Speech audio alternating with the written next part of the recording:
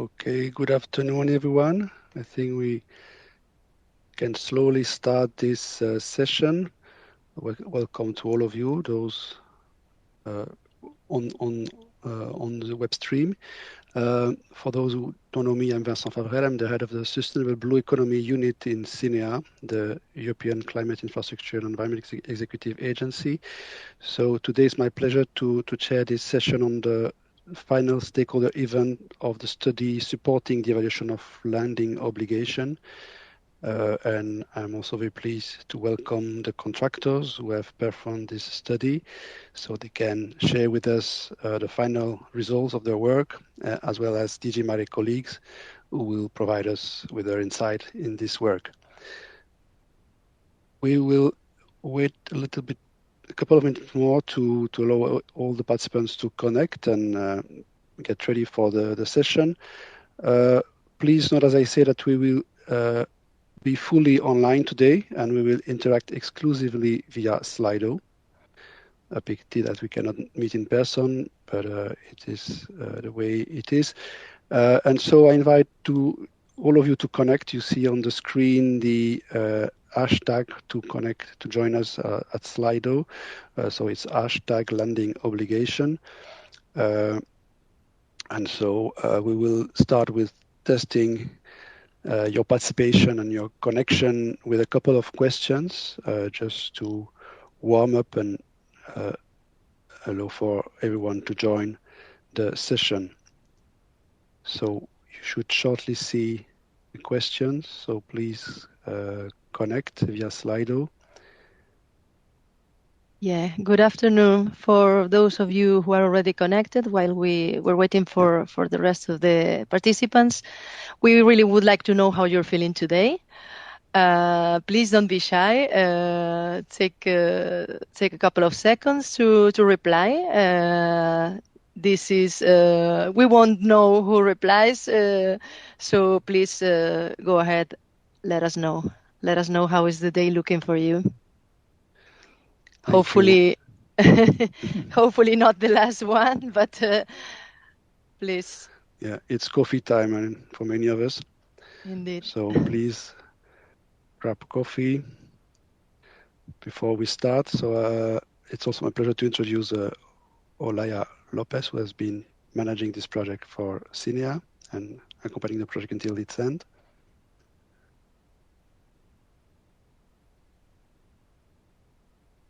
People still replying. I don't like Tuesdays, fair enough.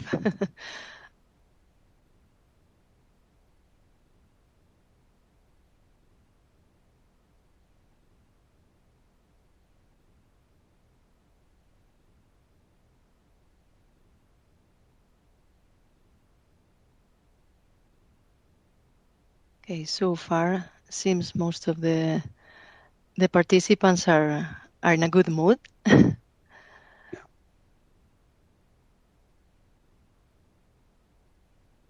Hopefully the mood will not change after the presentation of the project.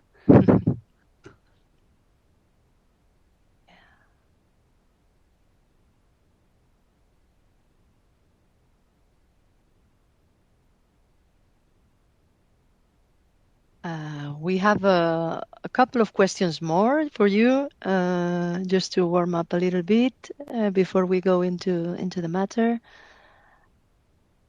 Please go ahead. Next question. You can scan the QR code. Also, just a reminder, if you have any question about this study, please also scan the QR code and let us know, because we will address them later on. Where are you connecting from? We would like to know. Surprisingly,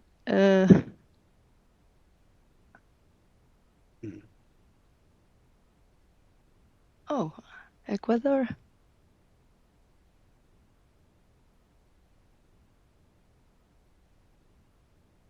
Not surprisingly, Belgium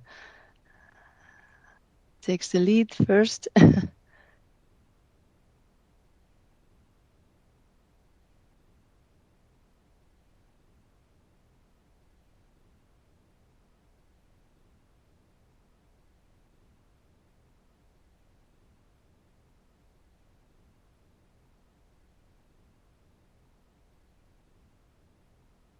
Oh, there are participants from Azores as well.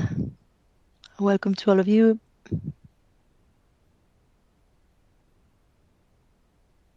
Paris, quite specific, and Brittany.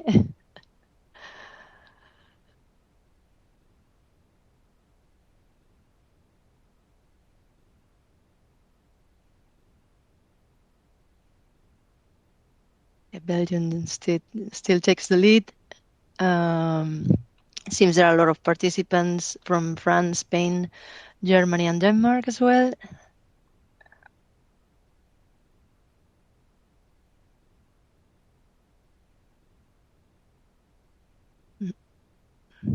Yeah, we're ready for the last question.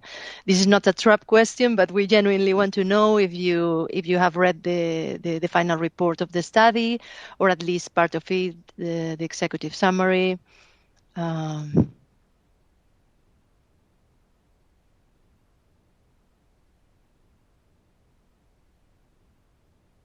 seems the majority has done its homework. A highly committed audience. Indeed.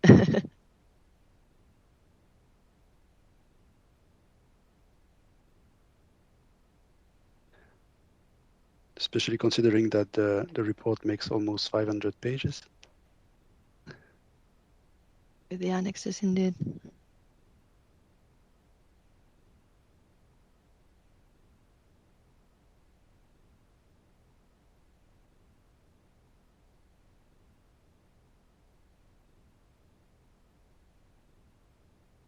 Okay. Vincent, over to you. Thank you, Olaya, and thank you everyone for your already active participation. I see that the numbers are growing. For your information, we have over 189 registration to this event, which shows a very high level of interest and expectations maybe about this topic.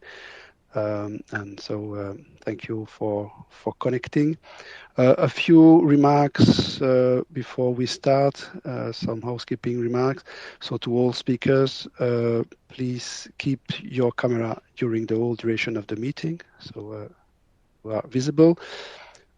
Also, before starting, just to remind you that the event today is recorded and web streamed, and we will take questions exclusively via Slido during 2 dedicated slots during the presentation and after. But at any time you are welcome to put your question in Slido, and we will try to answer all of them as much as possible. So I think we are ready now to start. Thank you for your interest. Once again, I'm introducing myself. I'm Vincent Favrel. I'm the head of the Sustainable Blue Economy Unit at CINEA, the European Climate Infrastructure and Environment Executive Agency.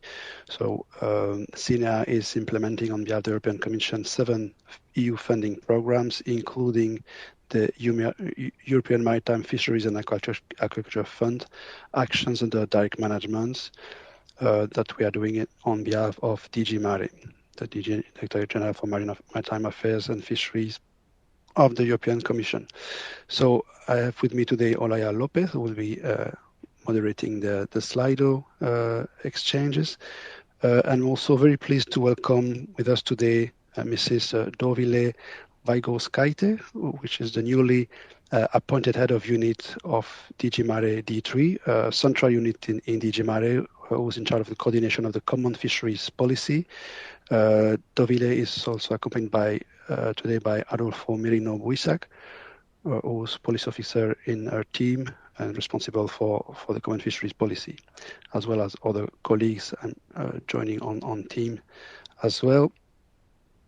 So we have also a number of speakers and contractors representing the consortium who have led this study, and they will introduce themselves a bit later. So as I said, CINEA has among its responsibility to implement EU funding programs on behalf of the European Commission. In my unit, we are more specifically focusing on EMFAF actions that are delegated under direct management. So our role is to implement and monitor those, among other so quite diversified portfolio of actions, but among others, we are implementing monitoring studies, contributing to the scientific advice for fisheries and supporting the common fisheries policy and its implementation. So just as examples, we have managing a number of projects on developing novel methodologies for stock assessment, but also study evaluating how resilient the EU CFP is facing climate change-induced stresses. We have also recently funded a study analyzing how regionalization has functioned and how it has contributed to better fisheries management. Just to give you an example, during the next couple of hours, the contractors that carried out this study on landing obligation will walk us through the methodology that they used for this study, as well as, most importantly, the main results and challenges that they have encountered in doing so. So more precisely, today's presentation will look at the landing obligation through the lenses of the better regulation evaluation criteria. So if you are not familiar with those criteria, they are respectively effectiveness, efficiency, relevance, coherence, and EU added value. And beyond presenting the result of the study, which has been published the 16th of June already, the objective of today's conference is also to get some feedback from you on the results presented, and we have also a short session also to this end at the end of the presentations. So once again, we invite you to engage through Slido through the whole event, and we will then make our best to address all the questions that you have on the study. So without further ado, I would like now to give the floor to Dovile Vaigos-Kaite, which is the head of unit of DG MARE D3 in charge of CFP coordination. And so we also would like to invite you to contribute to Slido, as I said. And before giving the floor to Dovile, we have another couple of questions to address to you, just to better identify who you are in terms of stakeholder group, your familiarity with the issue, and where you're involved in the study itself. So maybe we go quickly through the set of questions that have been prepared. Yeah, which category of among the stakeholders do you think you fit into? Well, first, in relation to the first question, we would hope so, but are you familiar with the landing obligation? So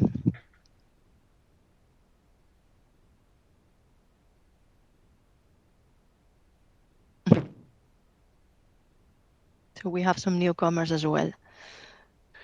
Quite brave of you.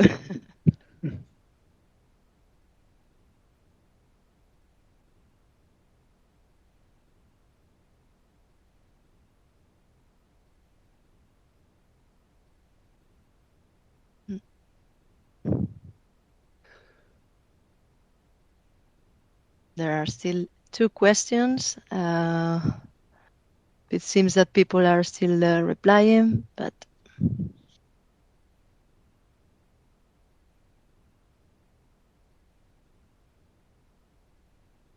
yeah, I was just mentioning the stakeholders. I jumped too quickly into that questions. Which type of organization you represent? Which category you fit into?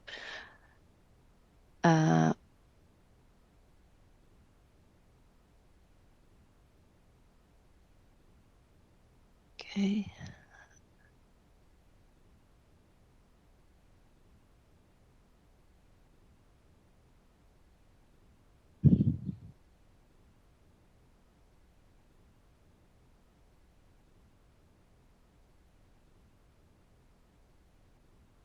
It's good to see that we have a little bit of representation in all the categories. It's well balanced. Mm-hmm.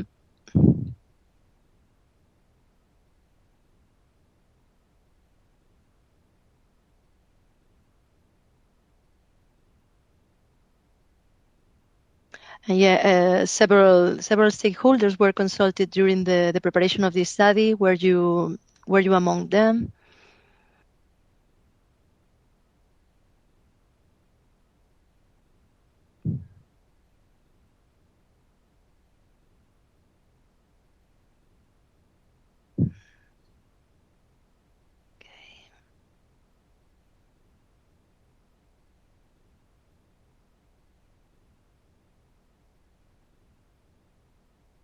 Okay. Seems that no is winning here. Contractors will explain later on probably the stakeholders that were involved.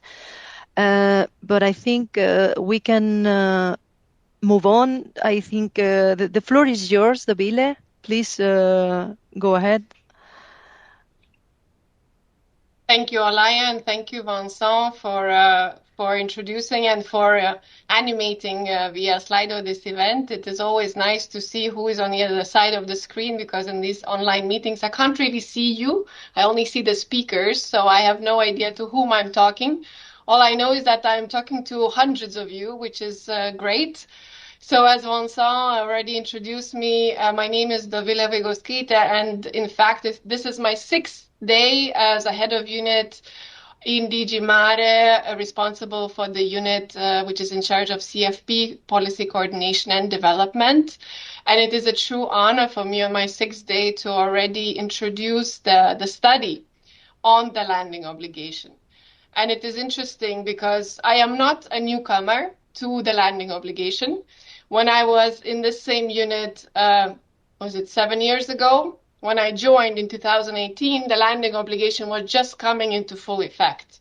So I remember with my skin and my own feeling how the landing obligation started. It's coming into force. I'm really curious to hear the presentation about how has it worked in the meantime and the things that maybe haven't worked so well.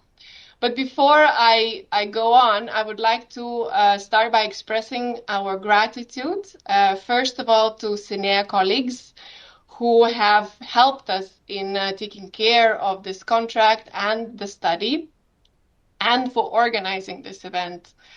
I would also like to extend our gratitude to the consortium team who have conducted the study and who are here today to present it to all the number of people that are interested to hear the results.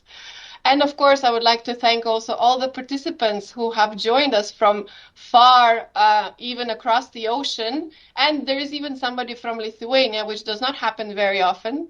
So it's really great to see such a great interest in this event and the study. I will not keep you very long. I just would like to maybe explain in few words the background of the study, where it came from, and what is next, because I think these are the valid questions that's probably in everybody's mind. So maybe just to explain that the study was launched almost 1.5 years ago. And actually, the concept of having the study started even before that, because in the Commission, usually processes take some time. And the idea was to have the evaluation of the EU landing obligation. Landing obligation was a new element in the current CFP, which came into force in 2013. So it was a valid point to actually assess how the new element of the CFP has been functioning. It was launched, the assessment of the landing obligation was launched only on the landing obligation because at the time there was still no decision taken whether the whole CFP should be evaluated. Now, of course, the main request for this study was to gather evidence for an assessment on how the landing obligation has performed, how is it working, and why it performs the way it does. As Vincent already explained, we also asked this study to follow the main principles of the EU Better Regulation Guidelines and to answer the 5 main questions that he already listed, which is effectiveness, efficiency, relevance, coherence, and the EU added value. Now, while the European Commission, of course, and DG MARE has, together with CINEA, closely followed the study, it is important to underline that independence of the experts, the external experts have been in charge of the study was always respected. And it is always important to bear in mind that it is an external study and it does not reflect the official European Commission's position. But having said that, the results and the insights that are brought by the study are really welcomed by the European Commission. Now, what is next? You might ask, what are we going to do with this study? It comes in a very good timing because, as you know, we are carrying out the comprehensive CFP evaluation, and this study will feed into this broader CFP evaluation. So it's important to bear this in mind because landing obligation is one of the tools in a CFP toolbox. And it is important to assess its effectiveness when we assess the whole toolbox, not only one tool out of the whole. Now, what we also see from the study is that the study highlights the need for continued dialogue and collaboration between all the actors involved in the process, between the regulators, fishers, and the scientists. And this is what we will use this study for, to continue the dialogue, to continue the exchange on how the landing obligation is functioning and why it is functioning the way it does. So I don't want to keep you from hearing about the study, about its results. I will be very honest, on my 6th day in this position, I have not read the hundreds of pages of the study yet. I have read the executive summary, so I more or less know what is coming, but I'm really curious to hear in more detail the findings of the study. And with this, I would like to once again thank everyone who made this happen, and I will give the floor to whoever is next after me to do the presentation. Thank you. Thank you very much, Dovile. I will temporarily take the floor for introducing the next speaker. Thank you for setting the scene and explaining the policy context behind the study. It's very important to know where we are coming from and where are we heading to. So for now, it's my pleasure to introduce the contractors, so led by MARE Europe in collaboration with Deloitte Consulting and Wageningen University, who have worked over 15 months with a team of experts to put the findings of this study. So I would like to invite them to introduce themselves in more detail.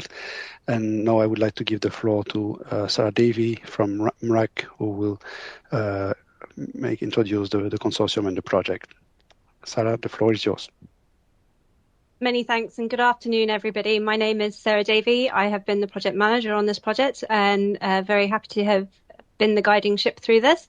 I am a technical director at MARE Europe. I do have a slide that introduces my team, but while I have the faces on screen, I think I might take this opportunity to do this without a slide in front of everybody. So everybody live streaming can see who's talking at the time. So I will hand you over to Robert Wakeford. Thank you, Robert. Well, good afternoon and welcome everybody. My name is Robert Wakeford. I'm Managing Director at MARE, and I've also been instrumental in providing the quality control and oversight of this project and working with everybody to ensure the report comes together and looking forward to be able to receive some of your questions on our findings as well. So on that, I will now pass you over to Catherine. Thank you and good afternoon, everyone. My name is Catherine Whitley. I'm a senior consultant at MARE Europe, and I was mainly tasked with collecting the qualitative and quantitative data and conducting a lot of the fisheries data analysis and conducting a wide literature review to evaluate the performance and effectiveness of the landing obligation. I will now hand over to Steve Hodgson. Good afternoon, everybody. My name is Stephen Hodgson. I'm an environmental lawyer. I'm MARE's representative in Brussels, and I worked on the coherence part of the study. Now I'll hand over to Sander. Thank you. Thanks, Stephen. Hi there. I'm Sander Uitmaier, and I'm working at Deloitte in the Netherlands. From the consortium side, I'm the framework contract manager, so involved in a lot of studies for DG MARE and CINEA. And for this study, particularly, I was involved in 4 of the evaluation criteria, which I will present later on to you. Thank you. I'll hand you over to Alba. Thank you. Hi everyone, I'm Alba. I'm working as a research in marine governance at Wageningen Marine Research in the Netherlands, and I have been diving into into 2 case studies, whereby I will be presenting 1 case study on the Baltic later on. Thanks, Alba, and I'll hand you over to Alessandro. Thank you. Good afternoon, everybody. My name is Alessandro Ligas, working as fishery scientist at the Center of Marine Biology in Livorno, Italy. And under this project, we provided support to MRAG, so to the coordinator, for the implementation of 3 case studies in the Mediterranean. Thank you. And that leaves us with Palo. Go ahead, please.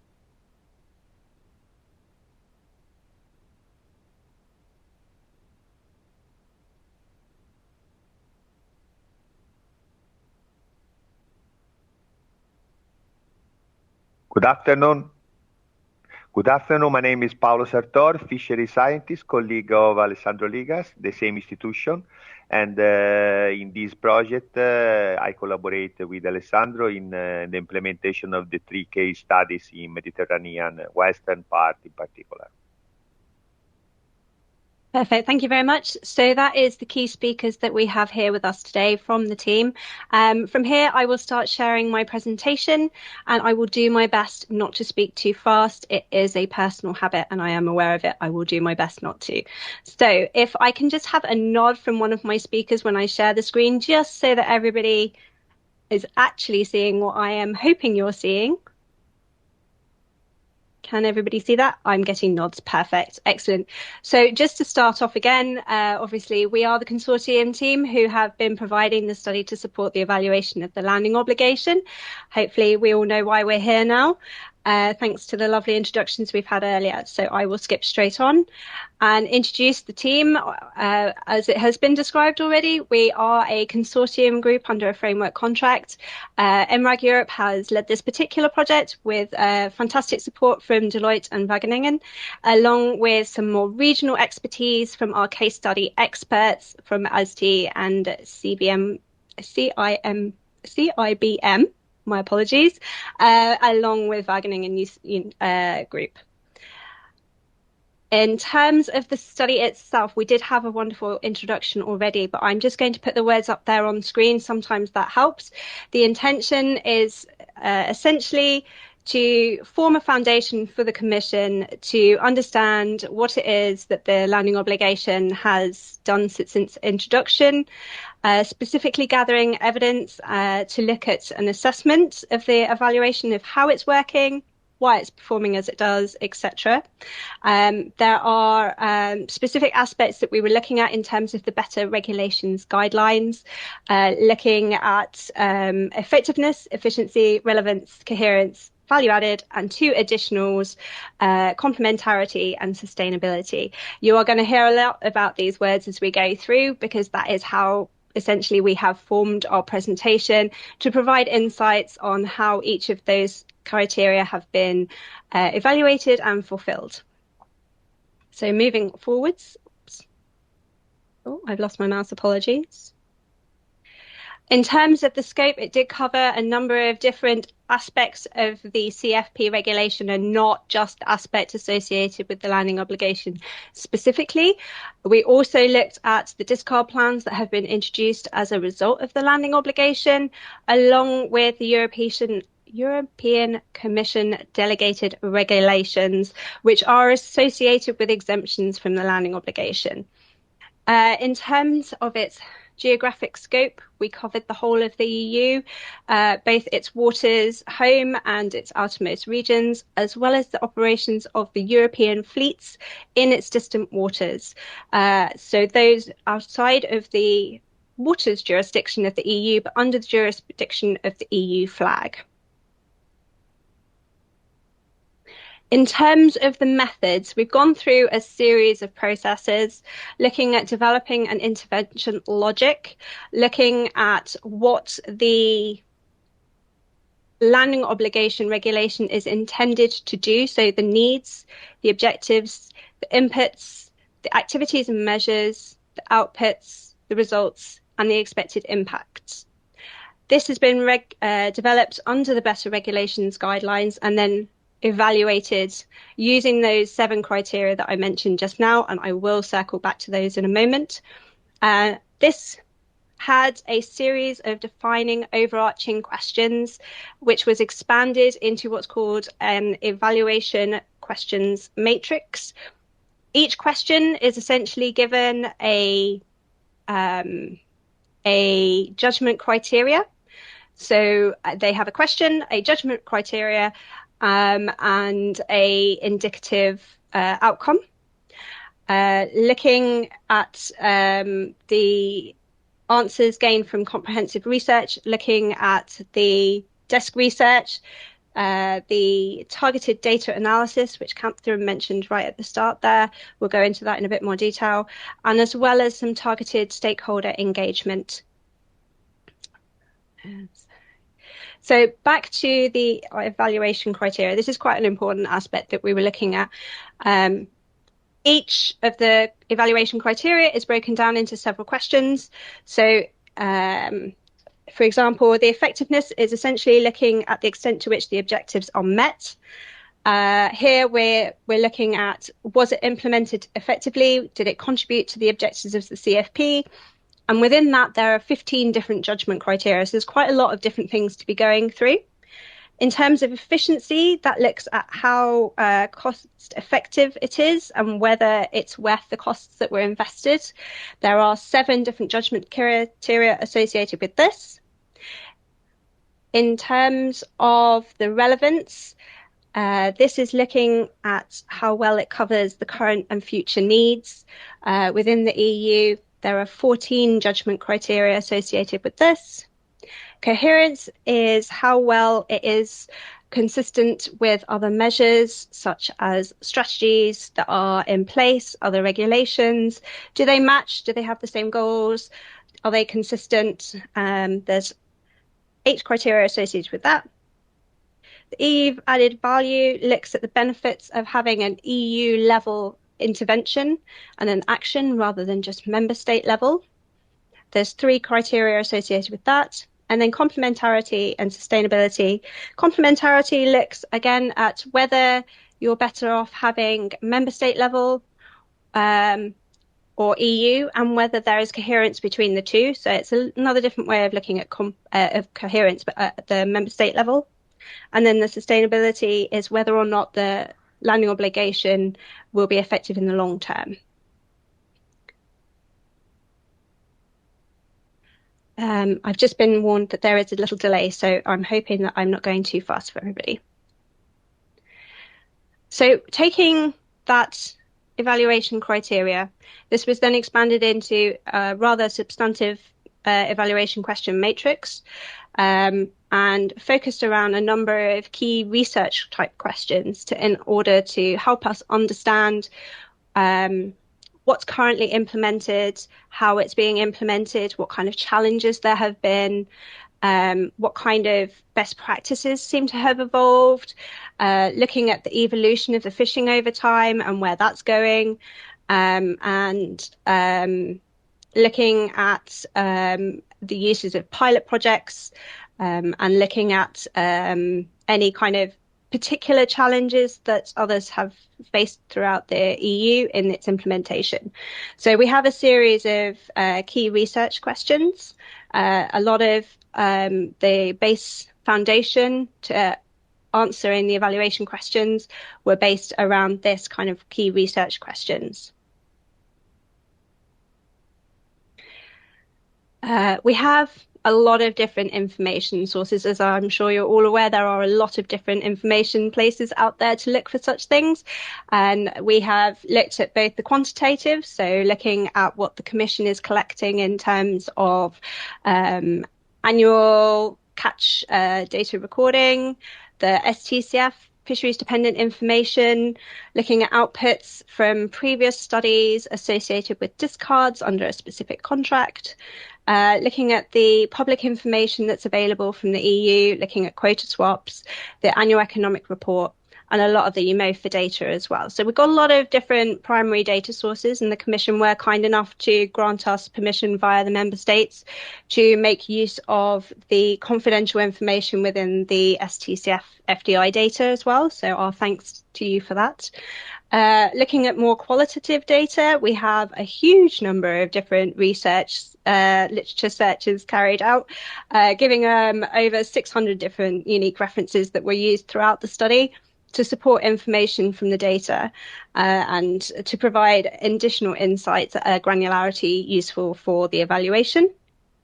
We've looked at all sorts of different ICES reports, regulations, reports from the European Commission, looking at the likes of FameNet CFP survey results as well, where different member states have requested their views, and using a lot of the information that the STCF working groups have provided. In addition to that, we've also carried out an e-survey where a number of different stakeholders were requested to provide their views on how the landing obligation is working, what kind of information they see as useful, what they have seen on the ground or have been reported to them, etc.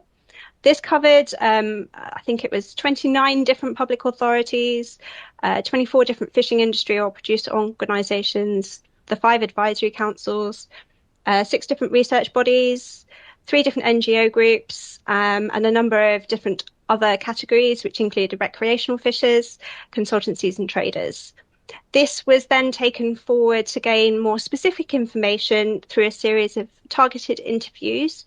This covered groups from the member states, the fishing industry, the science research groups, STCF members because they are so close and involved with data associated with the landing obligation, as well as a number of different council, advisory council representatives. So that gives you a bit of a ground entry into where our data sources relied from. As you can see, we have a lot of different sources, and the intention of that is to triangulate the information. So if we've got conflicting information from different sources, we can go and seek a third source and see what that says and try and find out where the true answers lie within that.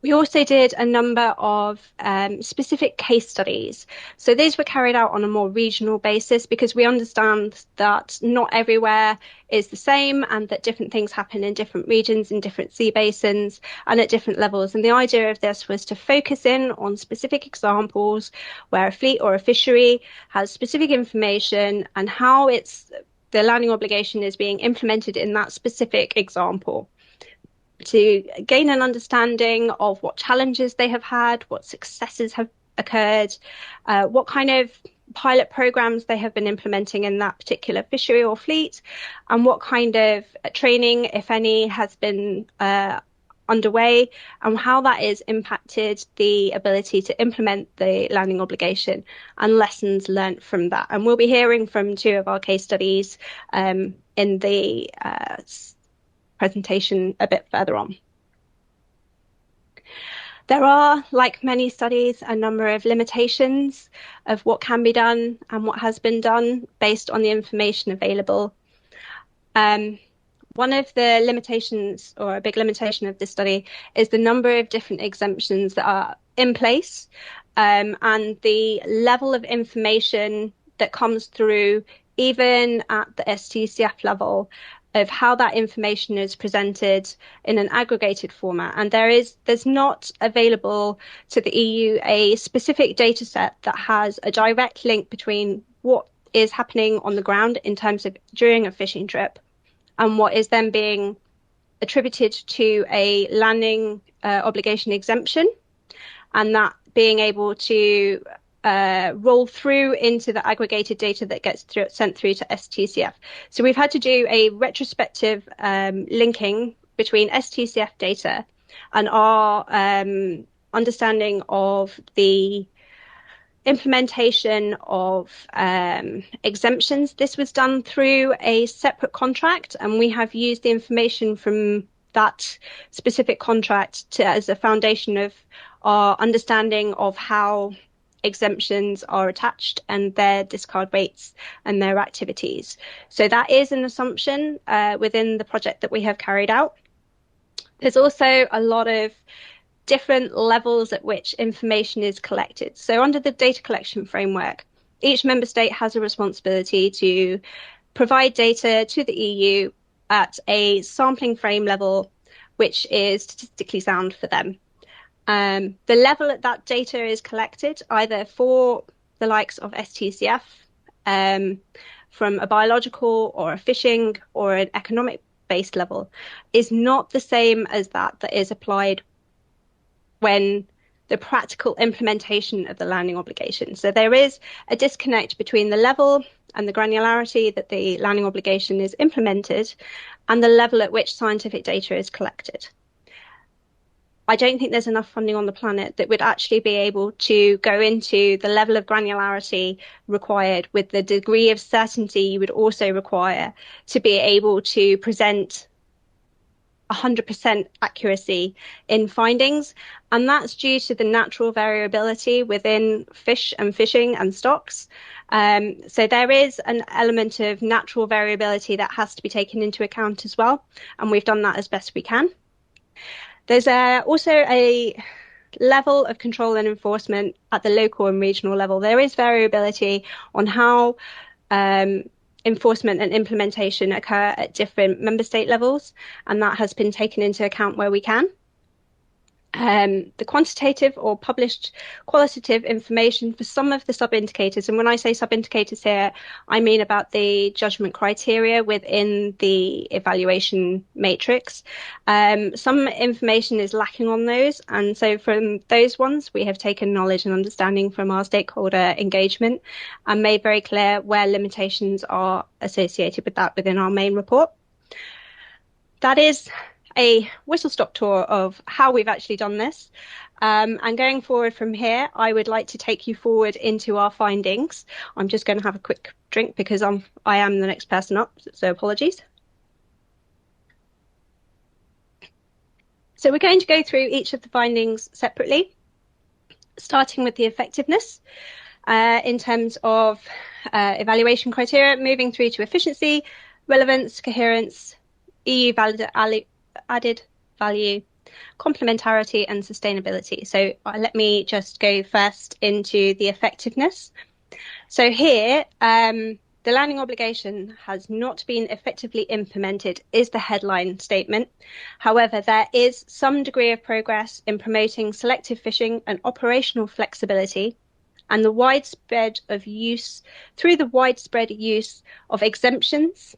There has been limited market development for that unwanted catches, and there's been significant regional and economic disparities which have hindered the overall impact. So in terms of what this means in terms of where the evaluation went, there is a lot of variation across time, across regions, fisheries, and there's no clear overall pattern. So when we're looking at, for example, I'm sorry, somebody has just posted a problem with the presentation, I think. Just bear with me while I have a quick look. I think it's still a delay in the presentation, so my apologies. The team is just going to turn their cameras off in hopes that this speeds up the rate at which the web stream is able to present to you. So hopefully this now helps, and hopefully everybody can see a slide that says effectiveness on it. So I hope this is the case. I shall continue. In terms of where I got to, so essentially discard rates have remained the same. There's been a roughly 2% decline, which in the grand scheme of variability and natural change and variation, 2% would not be what the group would consider to be an actual decline, but more of a stable trend.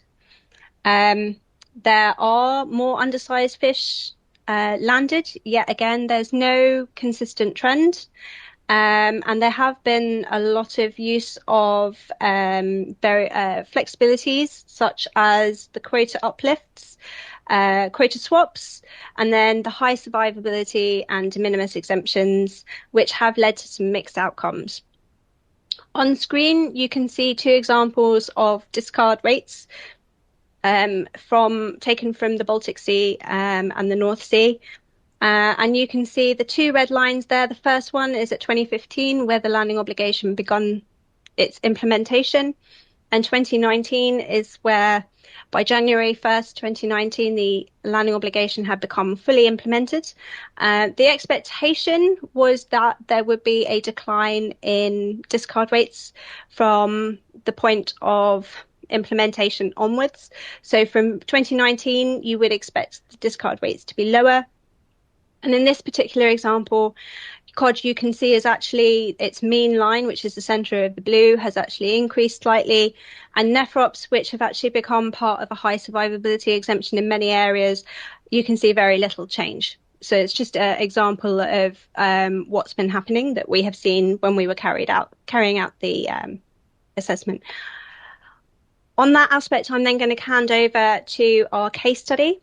So I'm going to hand over to Alba, who is going to present the Baltic Sea cod trawl fisheries. Alba, when you'd like me to just change slides, just let me know. Yes, I will do so. Thank you, Sarah.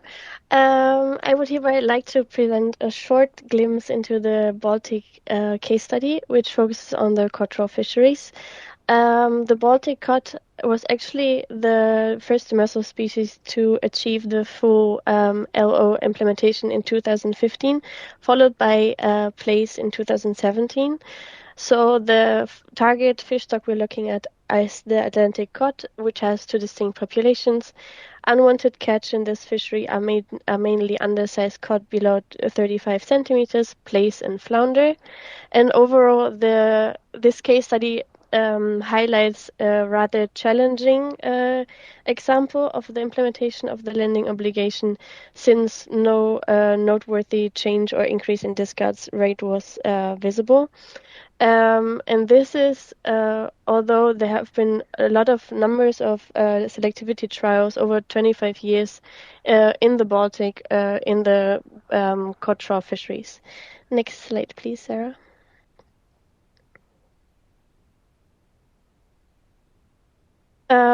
So over the last 25 years, there have been a high number of industry-led key innovations designing to decrease discards. However, these were often rejected, which led to frustrations and anger among fishermen. Regarding the overall outcome and compliance challenges, actually, for this case study, there were no reduction in discards with the introduction of the landing obligation, and also below MCRS fish was not landed or not recorded adequately. So this was another issue. Then also due to environmental pressures, the stock was declining. Then on site they decreased the mesh size, but actually the selectivity overall worsened. In the Baltic cod trawl fisheries, place was the main choke species, but cod became actually bycatch species, and place emerged as the main target species. Next slide, please. So overall, one can say that the major implementation hurdles for this case study were actually weak control mechanisms, then the lack of practice-oriented interventions which work for this type of fishery. Then also during interviews, different representatives mentioned the inadequate port and ship infrastructure, and also the extra workload and no market for small fish have been emphasized, which overall now leads to that currently the cod trawl fishery has basically ceased in the Baltic, and most fishers have exited the industry or are fishing now on place.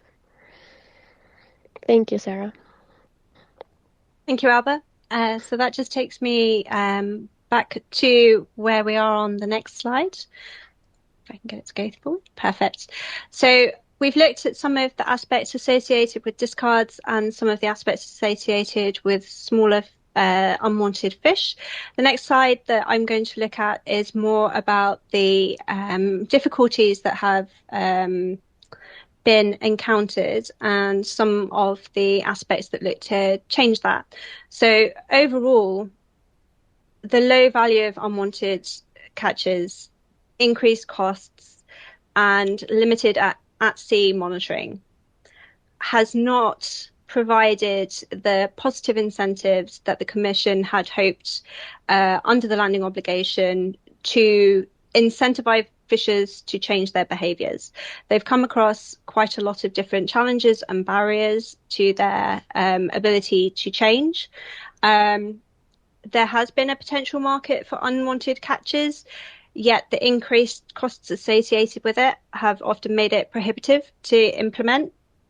There's been a lack of processing capability and a limited number of market option outputs, which has created some limitations from the onshore side of what would be the landing obligation or the consequences of the landing obligation. There's also been a number of increased operational costs. So looking at how long staff are working on board to process different catches, how they're needing to change their infrastructure in that obviously unwanted catches cannot be sold for human consumption and have to be separated within the hold from that would be for human consumption. And for small fisheries, for small vessels, small scale fleets, that does create quite a large problem because there's not necessarily anywhere to store that separately. And then the other aspect is that the additional investments required elsewhere then limits the investment that fishers can put into their development of their staff, either in size or in training, and that has its own knock-on impacts. The other aspect of this is inconsistent enforcement, which has, under the previous control system, left room for non-compliance. And by non-compliance, I mean mostly we mean we don't know how much is not observed. There has been anecdotal information that discarding is continuing when not being directly monitored at sea. And this comes with its own issue that at present, a lot of the onboard monitoring is done by observers, and the observer coverage is limited from the ability of member states to put observers on board. Obviously, we can't do that across the entire fleet. You would have to have 100% observer coverage. So one of the aspects that the new compliance regulation is bringing in is a requirement for onboard electronic remote monitoring, REM. And this was something that was considered by the group and by the consortium group within its evaluation, and that it is most likely one of the most useful tools out there for ensuring additional or higher level of compliance. There has been some levels of incentive to improve selectivity. So in some areas and in some instances, there has been that improvement where fishers are adopting more selective fishing gear and refined fishing techniques. And there's been some success with, for example, the Flemish Panel and the T90 quad end. And while we're talking about the aspect of changing in selectivity through gears, I'm going to hand you over to our next case study, which is on the Northwest Adriatic Sea. So if I can invite our colleagues from the Mediterranean to join us. Perfect. Yes. Excellent. Yes. Over to you. Thank you, Sarah. Briefly, the case study in the northwest side of the Adriatic Sea. The example is small-scale fisheries. This fishery use 3 types of set gear, mainly gill nets, trammel nets, and traps. And in particular, the main target species are Sepia officinalis, the cuttlefish, and the Solea solea, the common sole, and other roundfish. As for the landing size, the minimum landing size, only the common sole is subjected to minimum size, 20 centimeters in total length. In this fishery, discards are very low, in particular the discard of the target species. Mainly the discard is made by catch of unwanted catches, invertebrates, crabs, and so on, and in particular species without commercial value.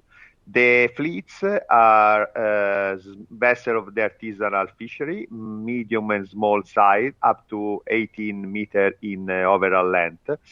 And as regard the fishing activities is a daily fishing activity, trips of about 4 or 5 hours every day.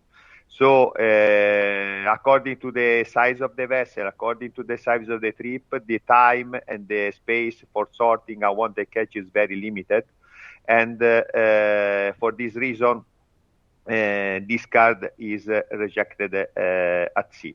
We mentioned a pilot study, recent pilot study, testing alternative type of pots, collapsible pot, targeting cuttlefish, in terms of to have an alternative to the pots in use for this species, for Sepia officinalis. Please, next slide. Okay, so it seems that this innovative pot seems to provide some alternative to the traditional gear. It is the common trammel net used in the northwestern Adriatic Sea. But for at present, no changes in vessel rigging and also in the common practices on board are required. As regards the interview with fishermen, the fisherman seems rather skeptical versus technical changes or innovative procedure, because their main issue is the cost in introduce novelties, in introduce some new aspects. For this reason, they continuously ask about funding, about support in this innovation. Okay, thank you. Thank you, Sarah. Many thanks, Paolo. And that just takes me over to the next slide. I can get it to work perfectly. So this is more of a summary of the effectiveness aspects. So the effectiveness varies significantly across different regions. There is progress in areas like the North Sea and the Baltic, while there is more limited progress in aspects associated with the Mediterranean Sea or some of the outermost regions. This regional variability is influenced by diverse operational practices, economic conditions, ecological context, the necessity to tailor approaches. So there's a lot of different aspects that are being considered here. There is change, but it is slow pace, and it is markedly hindered by economic and operational challenges. So, for example, there has been note of a lack of incentives to comply with the landing obligation, concerns over increased costs, longer processing, increased workloads, lack of infrastructure on board or on land, the low adoption of selectivity gear. Choke species is a big problem, especially in mixed fisheries where avoidance of certain species is very difficult. And there are economic impacts, and it's acknowledged that there is a need for more research in some of these aspects in order to support the fishing industry to look at ways of manoeuvring around this. Best practices, there have been some best practices. There has been examples of increased selectivity through gear technologies.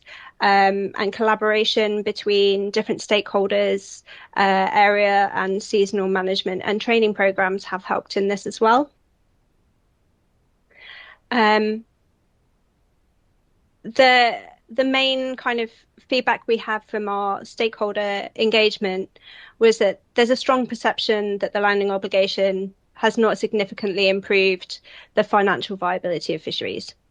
And that is one of the big takeaways that we had from our stakeholders, and that enhanced engagement with themselves would be crucial in addressing some of these concerns, and having a shared understanding between those that are attempting to implement or develop methods to implement and those that are on the ground having to deal with the consequences of those implementations. And that the financial and logistical challenges impede the practical implementation, and that more regionalised approaches are required than those that are currently within the landing obligation. So that brings me to the end of the effectiveness section, which then leads us into efficiency.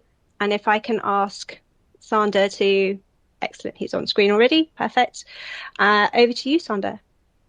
Many thanks. Thanks, Sarah. Thanks for this first criterion of our evaluation. So I'll continue with the second evaluation criterion, which is efficiency. So efficiency looks about the balance between the costs and the benefits for stakeholders involved. And what we found during this evaluation is that the landing obligation has led to additional costs and to additional administrative burden, both from a public authorities perspective, but also from the operators and the fishers perspective, and with a limited efficiency gains, which have been reported during our study, which is mainly due to the extensive use of the flexibilities and the uneven implementation across the different member states in Europe. Well, let me elaborate a bit more on a couple of those components. So what did we found is that the costs vary significantly between member states, and that depends especially on the types of fisheries which are involved, and the existing discard practices already before the landing obligation has been implemented. For example, Finland, where the discards have been minimal already before the landing obligation was introduced. So there also limited additional administrative costs have been reported, where a more complex mixed fisheries, such as in the Netherlands, for example, where on different species are involved, there is a substantial cost increase related to the gear adoption, to the sorting, to the storage on board on vessels, but also to the reporting requirements. And if we then look at the operator level, especially fishers, they have faced an increased workload and increased cost associated with changes, and these are mainly the intensified costs of the controls and the reporting standards which there are, and the increased workload on board of the ships during the fishing trips as a result of the sorting of unwanted catches. Final point, to alleviate on the implementation challenges, member states have made extensive use of the flexibility mechanisms which there are within the landing obligation, especially the de minimis exemption, as already highlighted by Sarah, but also the high survivability exemption and the quota swaps.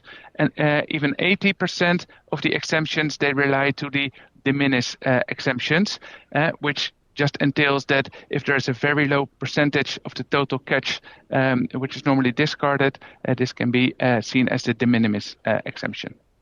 If we can go to the next slide, please.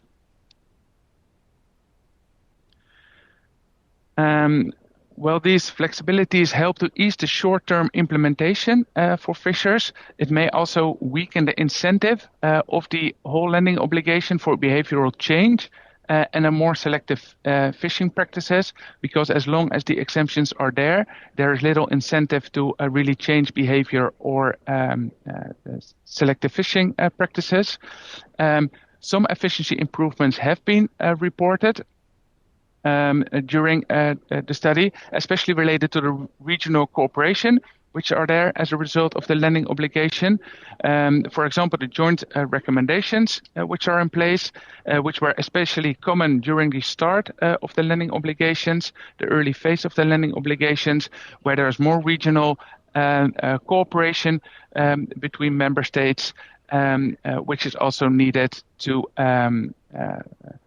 at a regional level, primarily where member states sharing a sea basin to ask for the European Commission for adoption of the delegated acts. However, as an overall conclusion, we concluded that the implementation remains fragmented and that the potential efficiency gains are still underexploited, and especially fishers report high costs involved for them and little gains. So I think that was the efficiency part. If you can go to the next one, I'd also like to tell you something more about the relevance criterion as part of the evaluation. So relevance, what does it mean? The relevance looks at how relevant the landing obligation is related to the other EU policy goals, where it's perceived as very relevant, and there's a lot of overlap also with other EU policy goals, especially, of course, the EU Green Deal, but also the Common Fisheries Policy, which is the overarching fisheries policies already highlighted in the introduction, but also the Biodiversity Strategy 2030 and aspects of the farm-to-fork strategy, which is supporting the use of sustainable resources, which is also the main objective of the landing obligation, and to reduce the unwanted catches. Though what we did found is, from a policy perspective, on a higher level, the relevance and is seen, and there's also a lot of alignment with other EU policies on a more implementation operational level. Many stakeholders, and especially the small scale and the mixed fisheries, do not see the landing obligations as aligned with their specific objective, and especially the economic needs or the daily reality. That's also due to that they're not that much involved in the design of the scheme, and that they face the highest economic and administrative burden as a result of the landing obligations. The high number of exemptions in place indicate also that the full implementation is not currently feasible for many fisheries.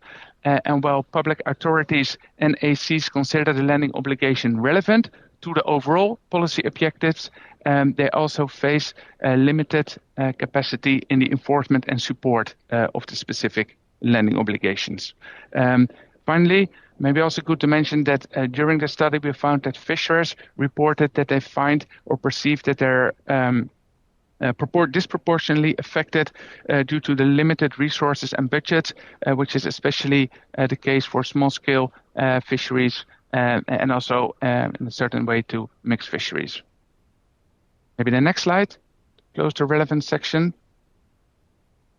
We also looked at the relevance for the landing obligation for academia and for aquaculture.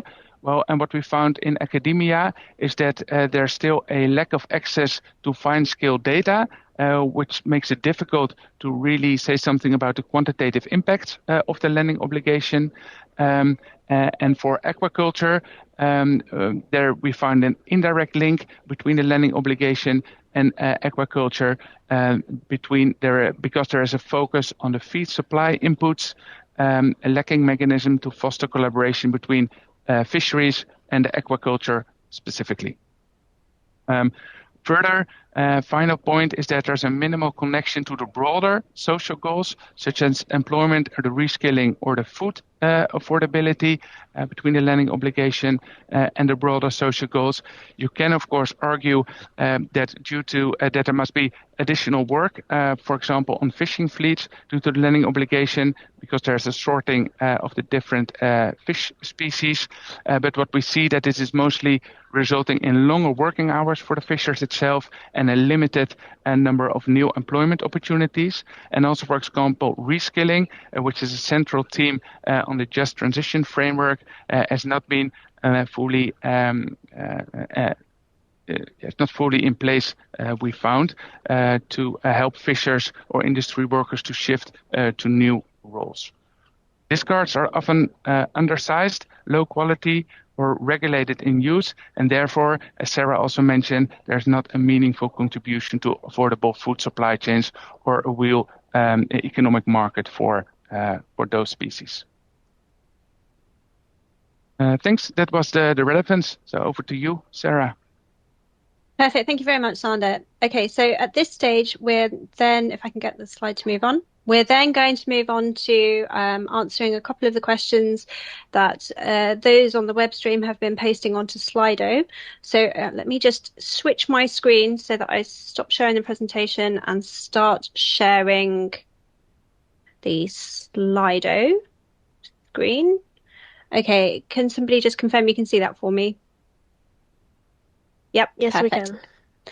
Excellent. So at the moment, I believe we've got a couple of questions here.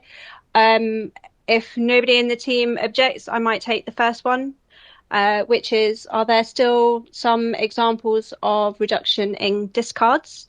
Yes, there are examples. Although there's no single trend across all sea basins and fleets and fisheries, there are specific examples where discards have reduced. There's a high degree of variability across the fleets, the fisheries, and even the species.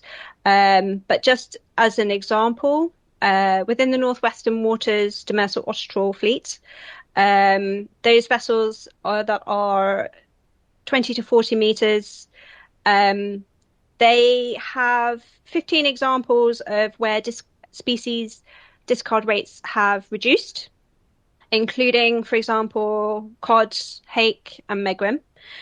There are an additional 13 species which have showed no trend, so they're plus or minus 5%. And then there are a further 8 species where the discard rates have increased. So even at the level of a specific aspect that you're looking at, it's very variable, the outcomes of the landing obligation. So some have gone up, some have gone down, even like species wise, even in the same fishery. So I'm hoping that answers your question to whomever posted that and voted that up. There are examples of discard reductions. They are at a very fine scale and don't amalgamate up to be seen later on.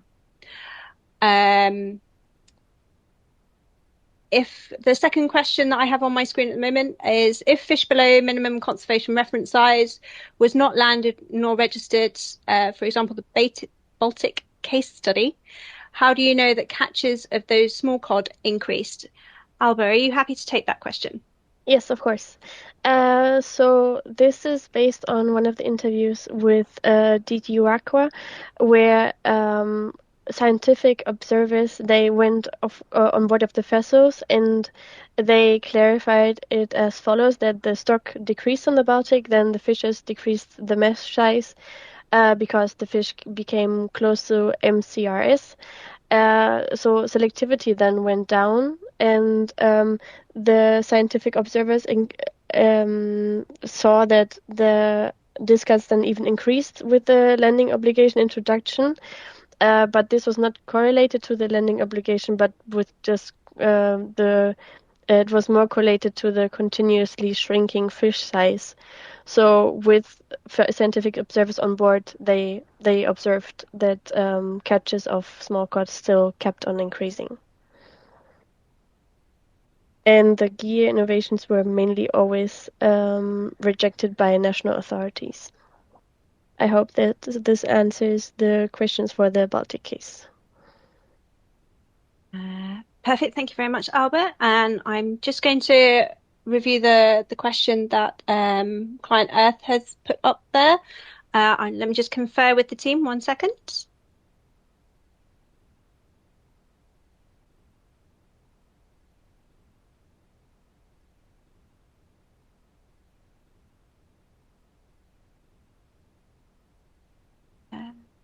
Let me just ask, Adolfo, are you able to take the question regarding the non-effective implementation and inconsistent enforcement?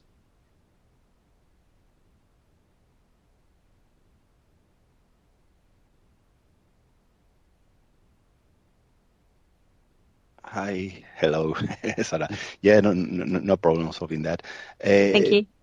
Just the easy one on the enforcement.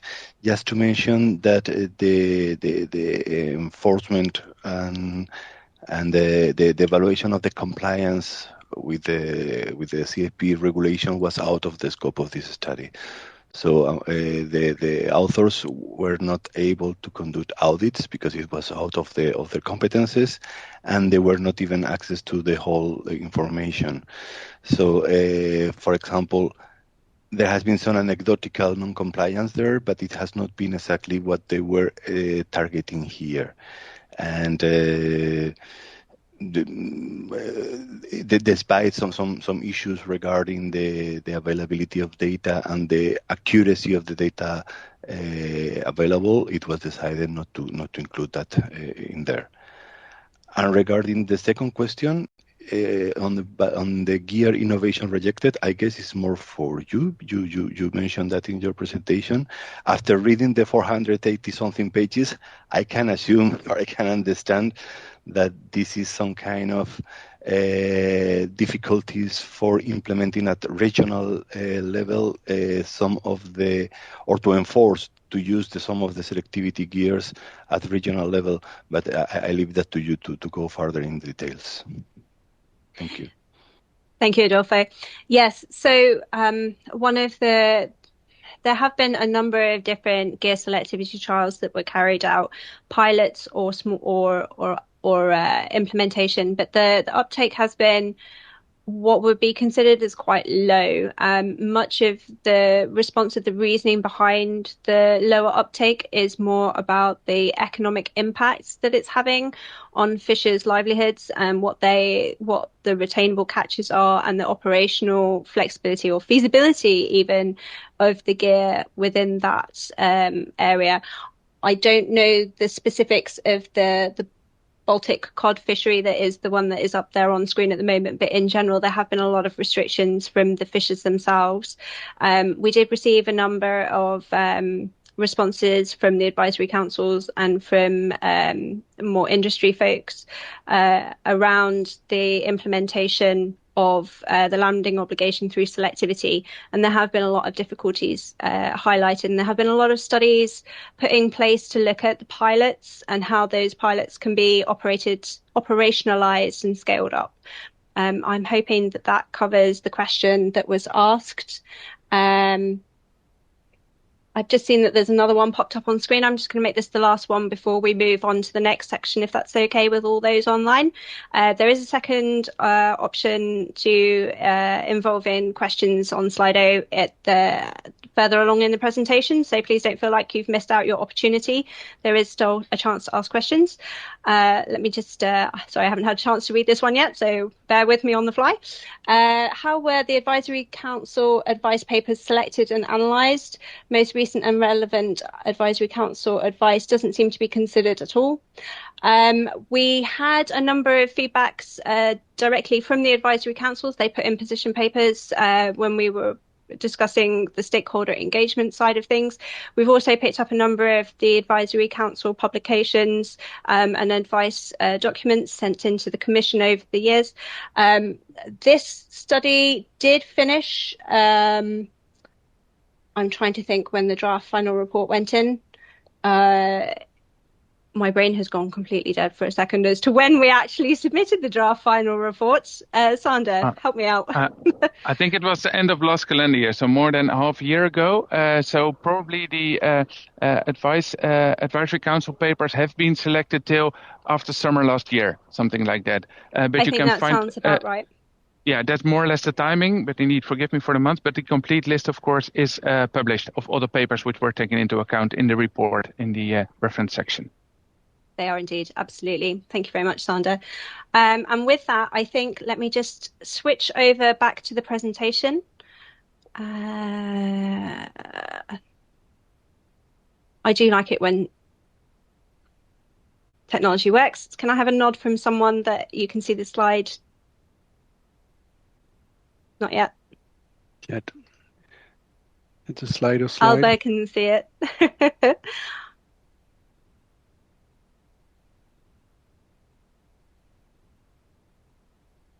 Robert can. Steve, given that you are the next one presenting, are you able to see it yet? No, not yet. It's a Slido question. It's a Slido slide. It looks like, Steve, you have a delay further than most others. If I stop sharing and try again, let's see if that helps. Apologies for everybody watching online. There had to be a technical glitch at some point. It appears that we have hit that glitch.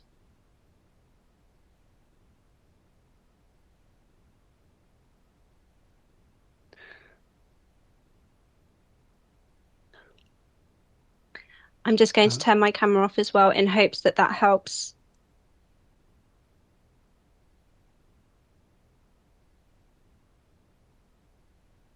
Are you able to see your coherence slide, Steve? Yes. You can. Perfect. Excellent.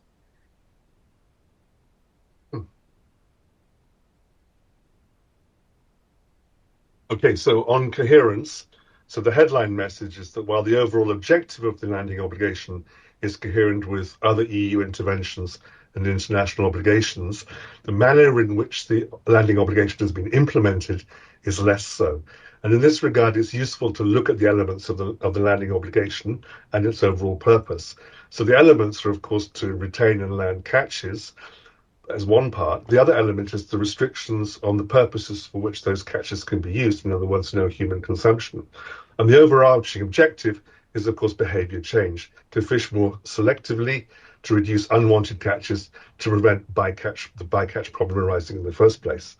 So the overall objective is certainly internally coherent with other EU fisheries measures, such as the basic regulation, technical measures regulation, and so on. However, the implementation of the landing obligation is not so coherent with those other objectives in terms of socio-economic objectives for the sector, data collection, because the data seems to become less reliable, which in turn negatively impacts stock assessments. The TAC and quota system, which is the fundament of the whole CFP, its integrity is threatened by the various derogations, and the derogations themselves are not entirely coherent with behavior change because effectively they're pushing off behavior change. Moving on to generation of general trade-offs and synergies with other interventions. Apologies for interrupting, Steve. Would you mind switching your camera on during the presentation? Sorry. Thanks. Sorry for the interruption. No problem. In terms of the generation of trade-offs and synergies with other interventions, in theory, other measures, for example, under the EMFAF or the EMFAF, should have improved selectivity. But in practice, a lot of emphasis was placed on exemptions rather than providing solutions. And in addition, there was a lack of measures to mitigate the economic costs to fishers of the landing obligation. In terms of synergies with other environmental, in terms of EU environmental legislation, of course, the overall objective is theoretically coherent with the Marine Strategy Framework Directive in terms of achieving a good environmental status. But to the extent to which catch is not reduced, there's no real net ecological benefit. And there was a lot of stakeholder doubt about the coherence of the landing obligation with environmental legislation. If you can move on to the next slide, please. As regards cross-cutting objectives, we mentioned the EU 2020 strategy in the study because, of course, that is found in the recitals to the latest basic regulation. The objective is aligned again, but the socio-economic costs of the landing obligation are not really aligned with the idea of inclusive economic growth. And moreover, there's uncertainty over the demand for the unwanted catches, as we've heard about already. In terms of other cross-cutting measures, the overall objective of, for example, the Waste Framework Directive or the Farm to Fork Strategy, the overall objective is coherent in terms of waste prevention or reduction of food losses or food waste. But in practice, the disposal of unwanted catch to landfill, because there are no other options for using that catch, is not coherent with the waste hierarchy objectives, for example, which sees disposal as the lowest possible level in the hierarchy. And it's not really coherent with food loss and waste reduction collectives under the Farm to Fork strategy either. As regards international obligations, again, the objective of the landing obligation is coherent with measures taken at the international level to reduce discards, including the FAO Code of Conduct, the Fish Stocks Agreement, measures taken by RFMOs, including RFMOs to which the EU is party. And of course, the landing obligation does apply to EU vessels beyond EU waters. The objective is also coherent with SDG 14 in terms of the overall objective of better management of fisheries, and SDG 12.3 in terms of reducing food losses. Again, it's coherent with the objective of those measures, but again, implementation less so. Thank you, Sarah. That's it on coherence. Many thanks, Steve. So that then takes us over to EU added value, and I will hand you back over to Sander for that one. Let me just move on the slide, Sander. Oops. Thank you. Thanks, Sarah. Perfect. Thank you. EU added value, so the next criterion within this support of the evaluation. The EU added value looks at the intervention itself and what the EU added value is, or whether the intervention could also have taken place on another level, for example, member state or regional level. Well, I think it's this evaluation found that the EU level intervention has been essential in facilitating the coordinated implementation of the landing obligation between the different member states, but its value is constrained by an uneven uptake, compliance challenges, and a limited region-specific adaptation of the landing obligation. So to elaborate a bit further, the landing obligation enabled a harmonized framework for addressing discards across all EU waters, which would have not been able or very difficult to achieve solely throughout national measures, so if this was taken on a member state level. And what has been acknowledged as the key EU contributions, they include the multi-annual plans, the joint recommendations are already elaborated on, so the regional cooperation between member states, and the shared frameworks for the exemptions we talked about. And then also EU funding was in place, most notably of EMFAF and earlier on the EMFAF, which supported gear innovation, the data collection systems, and the monitoring and the control infrastructure. For example, the remote electronic monitoring pilots which have taken place, though it should of course be noted that fishers mainly feel the financial burden which is put on them, which is according to them significant. But these efforts, as displayed on the slide, demonstrate a clear EU added value in terms of coordination, capacity building, and policy coherency, as Stephen was also explaining. So if we can go to the next slide. We see there that the benefits have not been equally distributed among the different fleets or regions within Europe. Because the well-resourced fleets or regions, such as the North Sea demersal fisheries and the French tuna fleet, as two of the examples, have been better positioned to adapt to the landing obligation, for example, via co-finance gear upgrades, quota flexibility, and support for trials that allow temporary exemptions while testing selective measures were in place. Where on the other hand, the small scale and the coastal fisheries, especially in the Mediterranean region, as we saw also in the beginning of this presentation, encounter greater difficulties in accessing the support as they lack the infrastructure, the capacity, or even the resources, and they're facing significant economic and administrative barriers. So the structural inequalities, administrative complexity related to reporting, and the geographical variability in fisheries have hindered the effective uptake, even if some of the funding, as we saw on the previous slides, exists.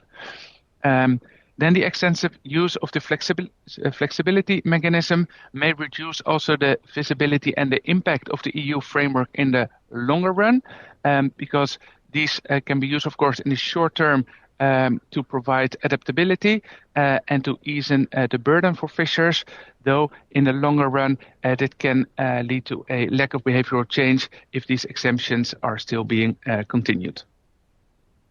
The next slide, please, because I'd like to also treat the final two evaluation indicators together, which are complementarity and subsidiarity.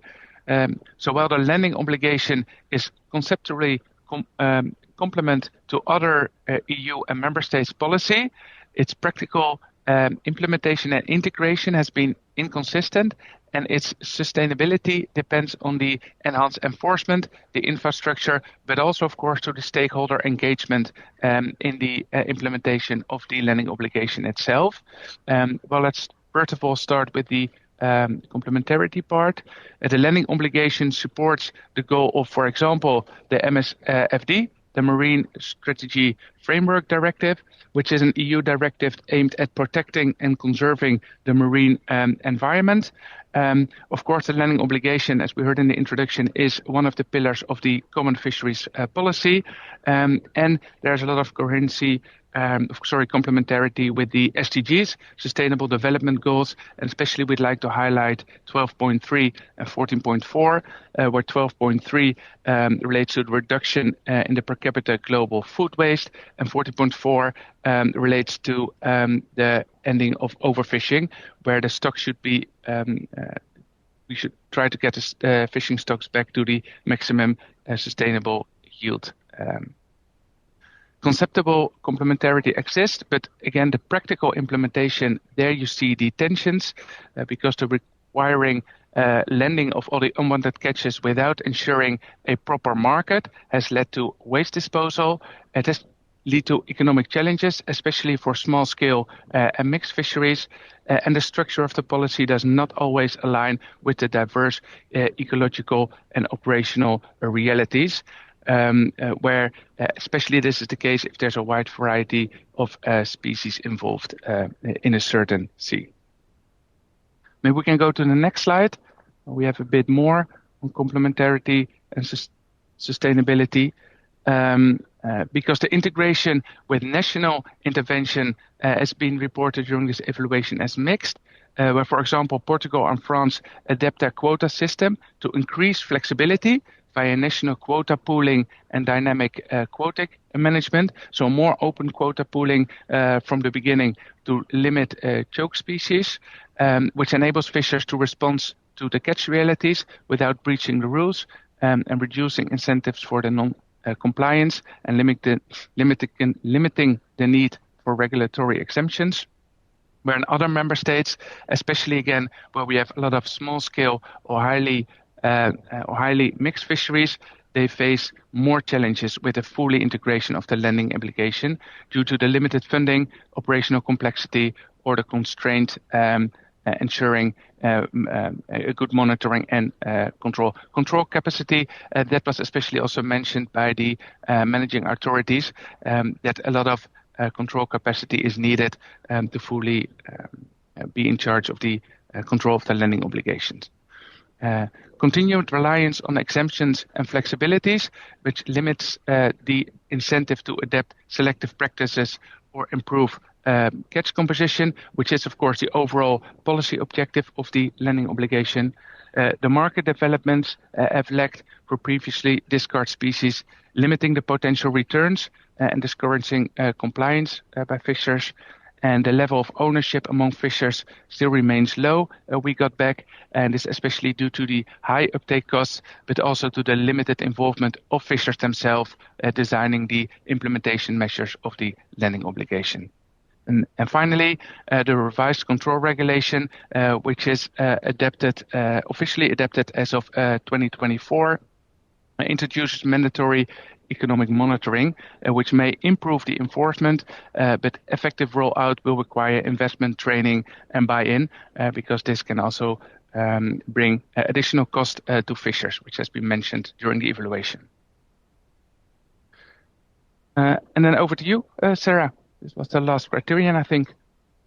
Perfect. Thank you very much, Sander. So let me move on to the next slide, which is again into an interactive moment. For those on Slido, if you'd like to pose any questions that you have for the team thus far on what you've just heard, let me just switch over to the Slido. Stop sharing this one and start sharing the Slido. Okay, hopefully everybody can see the Slido now. I don't see any of the cameras on, so I'm assuming that the answer to that is yes.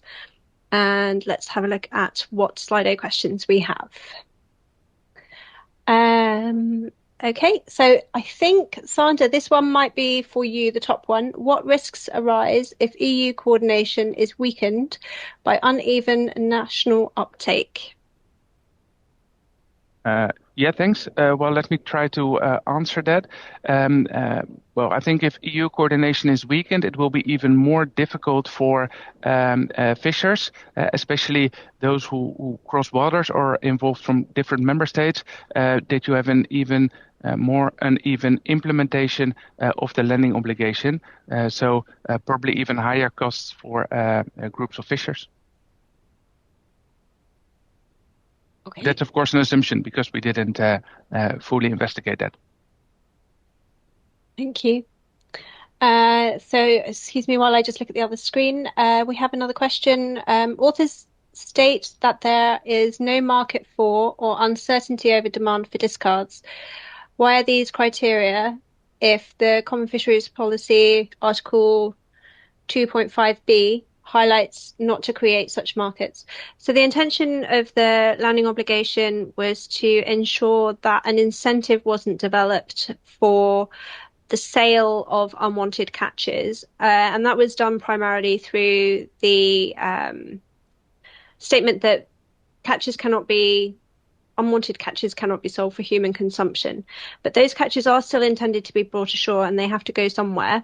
And the intention is that although you're not creating a market per se, in that you are assigning or assuring that a low value is obtained for these catches, the intention is that you are still permitted to sell them.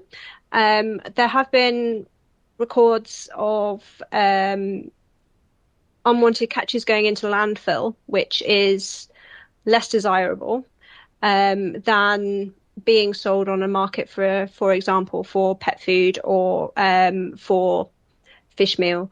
So they are considered as an aspect because it impacts the economic viability of the fishing industry. If you are required to bring in catch or part of the catch that is technically unwanted, there still does require that catch to go somewhere. The preference or the requirement being that it doesn't go for human consumption, but it is permitted for use elsewhere. And then what have been the benefits of the landing obligation?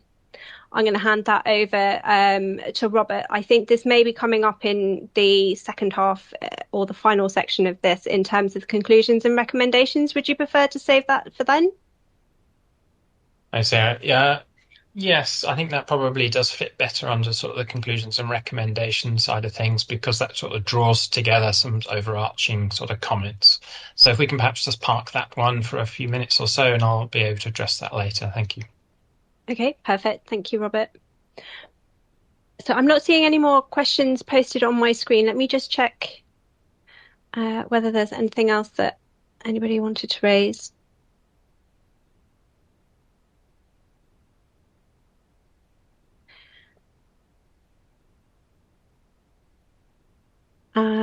I believe there's a question regarding mixed fisheries. I don't think it's been put on. I haven't seen it on screen though. If somebody wanted to. There we go. It must be a delay in the system. Okay, so the study indicates that the implementation of the landing obligation isn't feasible in mixed fisheries. Does it make sense to sanction when fishers cannot comply? So the aspect of sanctions is out of scope of the study. So I can't comment on the aspect associated with sanctions.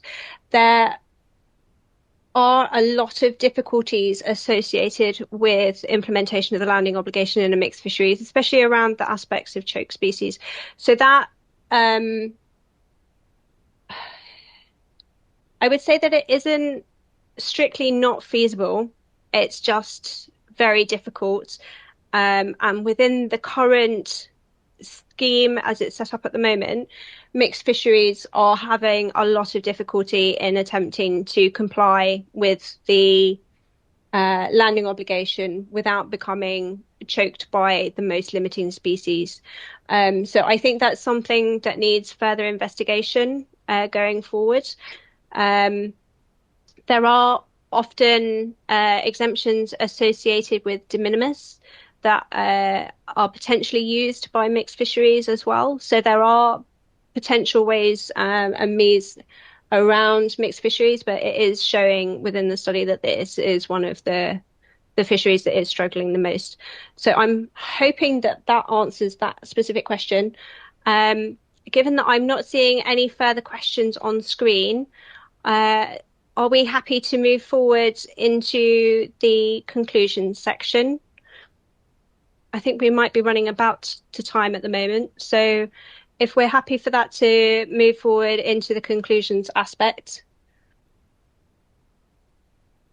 I will switch back over to our presentation and request that Robert is already preempting me. Let me just share my screen. Apologies. I'm not as fast off the ground as Robert.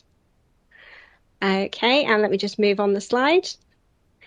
Over to you, Robert. Let me know when you're ready to move slides. Great. Thanks, Sarah. Okay. Well, you've heard quite a lot of information already about each of the evaluation questions and some of the key findings from those.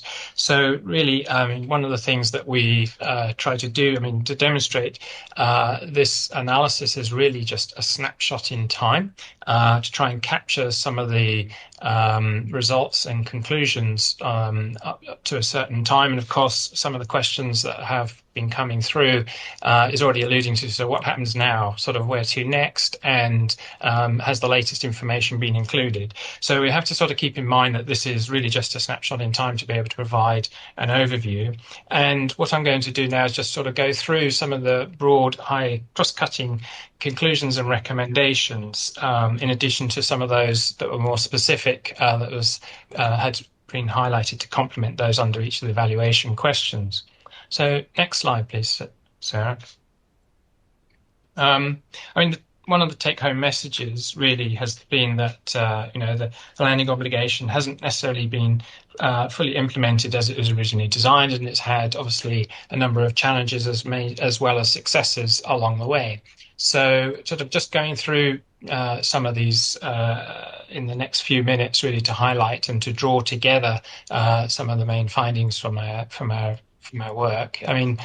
Some of the successes from the landing obligation that has been demonstrated so far have primarily been through the demonstration of pilot studies. This has been highlighted in various sea basins, and it's one thing that has clearly demonstrated that through sufficient funding, support, collaboration between different stakeholder groups, this can work. That it's not technically unfeasible to reduce the level of bycatch in some of these fisheries, although there does obviously remain a particular time and a place to have those exemptions, particularly in sort of mixed fisheries, as has been reported. But as far as those pilot studies have demonstrated sort of good practice and how certain elements of the landing obligation could be successfully implemented, there do remain a number of challenges which have been highlighted, and those do actually, the first one is actually implementing those pilot studies. How do you go from sort of concept through to actual full implementation? In some cases, even though there has been a demonstration of reduction in bycatch and improvements in selectivity, it hasn't necessarily been fully implemented because mainly perhaps it's not mandated to actually implement those areas. But in some fisheries which has implemented mandatory technology, such as in the Bay of Biscay with the Nephrops fishery, they had a chute discarding system which actually demonstrated to successfully reduce the amount of discards.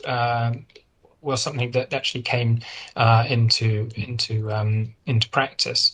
But there are other challenges that were highlighted, certainly monitoring and enforcement sort of by member states to ensure that compliance is met.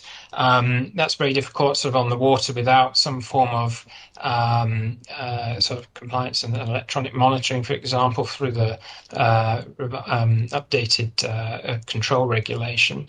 So, there's some of these challenges ensuring that monitoring enforcement continues and maintain sort of effectiveness of the landing obligation itself is very important. Also, we've mentioned about the economic feasibility. So even if the pilot studies themselves demonstrate that these trials have been successful in reducing bycatch, it's actually then how does that become implemented sort of on the water. And I think there's other challenges there which we talked about, markets and access to those markets and so forth, that have necessarily put some hurdles in the place to actually make this more feasible. And also we want to be able to make sure that there's the right incentives put in place to ensure that the gear types are actually implemented in a way that's actually foreseen in the pilot studies themselves. This links into some of the compliance issues that at the moment the monitoring from feedback from stakeholder consultation has suggested that enforcement has been ineffective, and sort of level of discarding does continue in some fisheries. And this is partly due to some of the low risk of detection. So where there's a cost in implementing these new gear types, or having to take some of the bycatch to be landed, then if they feel that there's a low risk of being detected, then some fishers may choose to ignore these. And so compliance in itself, I think, is going to become a very important issue sort of going forward. In conjunction to that, we want to be able to make sure that there's sufficient funding to be able to support this, and through obviously the EMFAF opportunities, there is funding available to try and reduce increase selectivity in various fisheries, but this has primarily been found actually to support the de minimis exemption. So it's somewhat paradoxical that it's actually funding has been used to try and circumvent some of the landing obligations measures, rather than actually implement them and create a positive change and behaviour in the fisheries themselves. So this probably needs to be looked at more carefully, and to see there are ways to be able to support that, and also looking at various mechanisms to be able to implement sort of the whole process from the capture on the water right through to the sale on land as well. So looking at that whole process rather than just looking at one or two elements of those, I think working with stakeholders and looking at various examples all the way through the supply chain, I think is very, very important in this, and see how that's effectively funded throughout that process. Also, we mentioned sort of monitoring and reporting of the data itself is again paramount. This sort of affects all fisheries at different scales, and implementation of the landing obligation. We've referred to previously about linking sort of the exemptions to actually the landings data itself, particularly in the sort of analysis that we've been doing. It's been quite time consuming to try and link those two processes together. And to sort of facilitate that kind of analysis going forward would certainly be sort of very, very useful to be able to expedite some of the analysis. And also, the lack of compliance in some cases has meant that the quality of information that's reported is also uncertain, or highly uncertain in some cases, that when that's fed through to the stock assessment process, it kind of undermines some of the findings of the stock assessment. So, there's those elements really that we want to try and keep in mind. So if we move to the next slide, we'll have a look a little bit more about some of the regional variation. So we touched on these through various case studies. So there's some successes and also some further challenges and so forth. So just really quickly take you through some of those. In the Baltic Sea, you've heard that there has been successful examples of increased selectivity in gear trials through pilot studies and through bycatch reduction devices, such as the T90 coherence and so forth. But that has met with limited success when it's actually been implemented, it has been heard. And also misreporting of catches continues to exist in some of the mixed pelagic fisheries as well, that's been reported. So there's still a number of challenges to be met in the Baltic Sea. Moving to the North Sea and the northwestern waters, there has actually been some successes again in some of the pilot trawl fisheries for square mesh panels and the mesh cylinders, as well as the T-cod ends. And it's really just, again, working out sort of the strategy and moving towards implementation of those.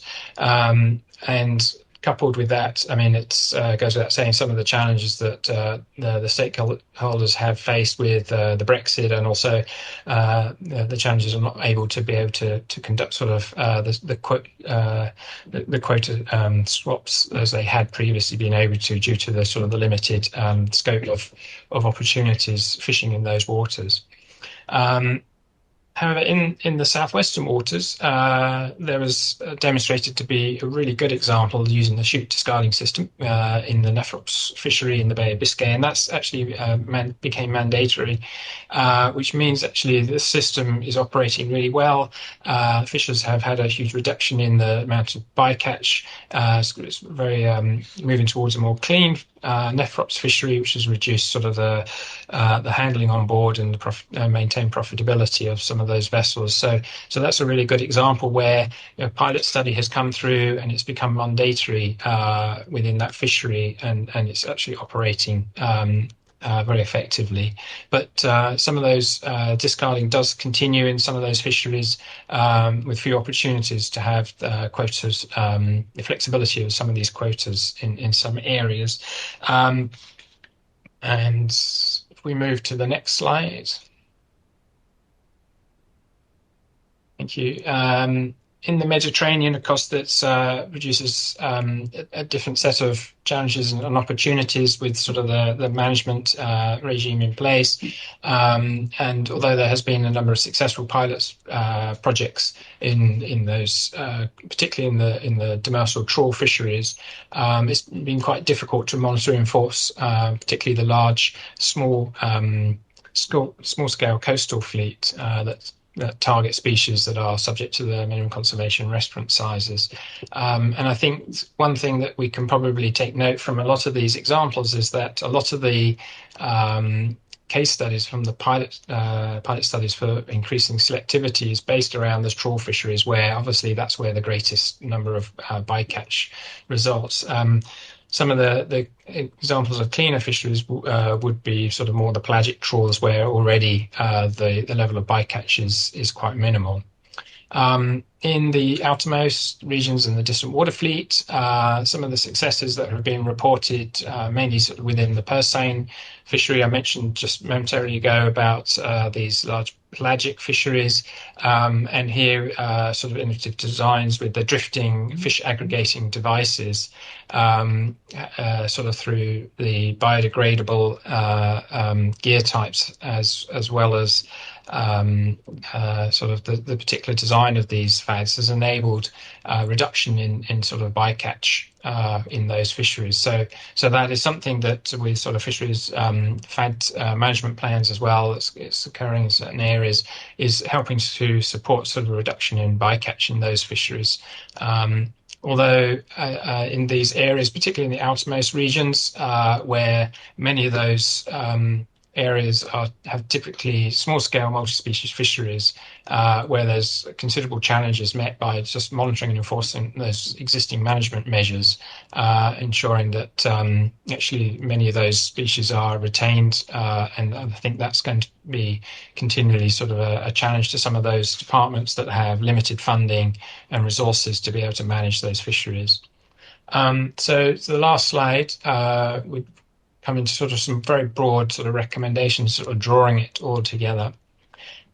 So we've kind of mentioned that monitoring and enforcement is key, and we need to be able to make sure that the control regulation also enables member states to fully enforce the regulations and to be able to implement the landing obligation as it was originally designed. Enhanced gear selectivity. So this is really to try and offer quota-based incentives, maybe also an economic support to promote those adoptions of more selective gears.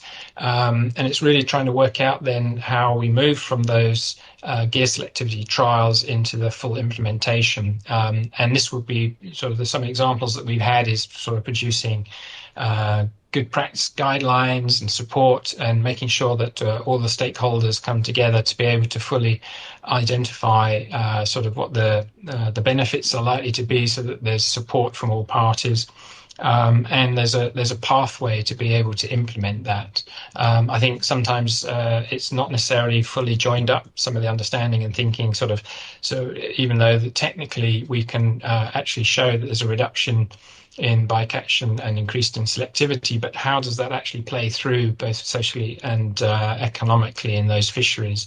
And I think that's something that would greatly benefit many of those more high-profile fisheries. I mentioned then about improving data collection and the analysis. At the moment, sort of for the analysis side of things, the resolution, the scale of the data that's available for this type of work is very challenging. And to be able to link each of the segments and the fisheries to better understand which of those have exemptions in place, I think is really important, so that it's not a long and arduous process trying to link these data sets together. Sort of that might be coming through some logbook information or so that would make the whole process of the analysis much more streamlined. And as we say, sort of make this process more efficient. So economic and operational support. Obviously, we've mentioned before, we need to be able to ensure that the sustainability goals are balanced with economic viability and offering targeted financial support to fishers. So there are mechanisms out there at the moment, but we also learned that not all of these beneficiaries have the support and the knowledge to be able to take up on these, and particularly some of the small scale and coastal fisheries. They may not necessarily be fully aware of how to apply for some of this. And it needs to be joined up as well. It needs to sort of see throughout the whole sort of supply chain how these things are going to work, because individually it may not necessarily see the big picture, and that would certainly provide some sort of barriers to uptake in some cases. So really that links to the last point, foster collaboration and targeted interventions. This perhaps needs to ensure that there is although there is a review of the big picture and some of the interventions that have happened at a regional scale through multi-annual plans have been very successful, because that enables fisheries to really key in on what's going on in their regions, and through sort of joint recommendations be able to support the implementation of the landing obligation. And it's really being able to, again, look at regional or fishery-based interventions to be able to see gaps in enforcement and where the economic support is needed, and some of the operational flexibility when sort of perhaps some exemptions may be required. But it would enable also a greater critical review of some of those exemptions and whether they actually can actually be removed and be supported by other interventions. So I think from my side that pretty much sort of highlights some of the high level sort of and cross-cutting conclusions and the recommendations. There's a considerable amount more information in the report that I would strongly recommend you to go away and read. We've kind of drawn out perhaps some of the key threads that are either cross-cutting or some of the main comments as well. So I thank you for your time, and I look forward to answering some more of your questions. So thank you, Sarah. Many thanks, Robert. Thank you very much. So this just does take us into the last part of the afternoon, and I do thank everybody for their patience and attention thus far. So we should then be going back.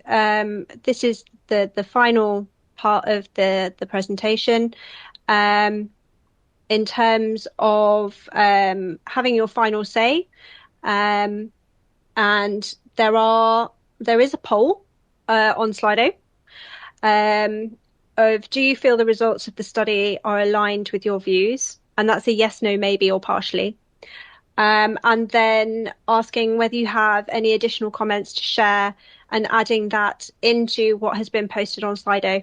I might seek the floor here for a second from the team behind the scenes of thank you, LA, of whether we had time to answer any additional questions or whether we were hitting our close time and needed to go. And I will ask that of our commission hosts. If I may, I think we have received some questions in Slido as part of the from the participants. We may skip these two for the time being and maybe pick some of the questions we have received. Okay. I will switch over to Slido. One second while I just juggle technology. Okay, hopefully everybody can see the Slido screen. Yes, perfect. Excellent. Okay. I'm going to go with the second one first. Which results of the study are or were the most striking to the research team, and did something totally unexpected come to light?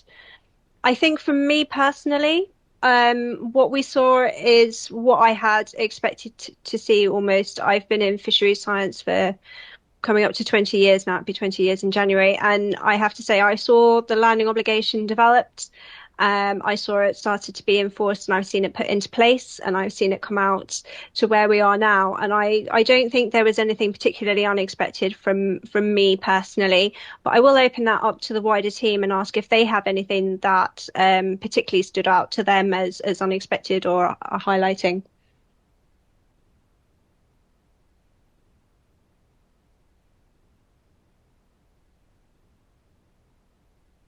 I'm going to take silence as golden here and go that nobody else has a view on this other than it seems to have gone down the line of as expected.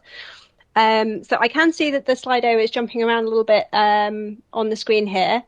I do see that there is a comment that has been upvoted the most, and that is more of a beyond the scope of the study team, but I will ask it anyway.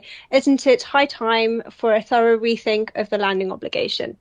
I definitely think that's beyond the remit of our particular study. I don't know if any of our commission colleagues on the call would like to answer this, or whether this is a statement they would like to take away with them. I can assure you that all of the comments on Slido and the questions that have been raised will be going to the commission for their consideration. Whether or not we get to them all here.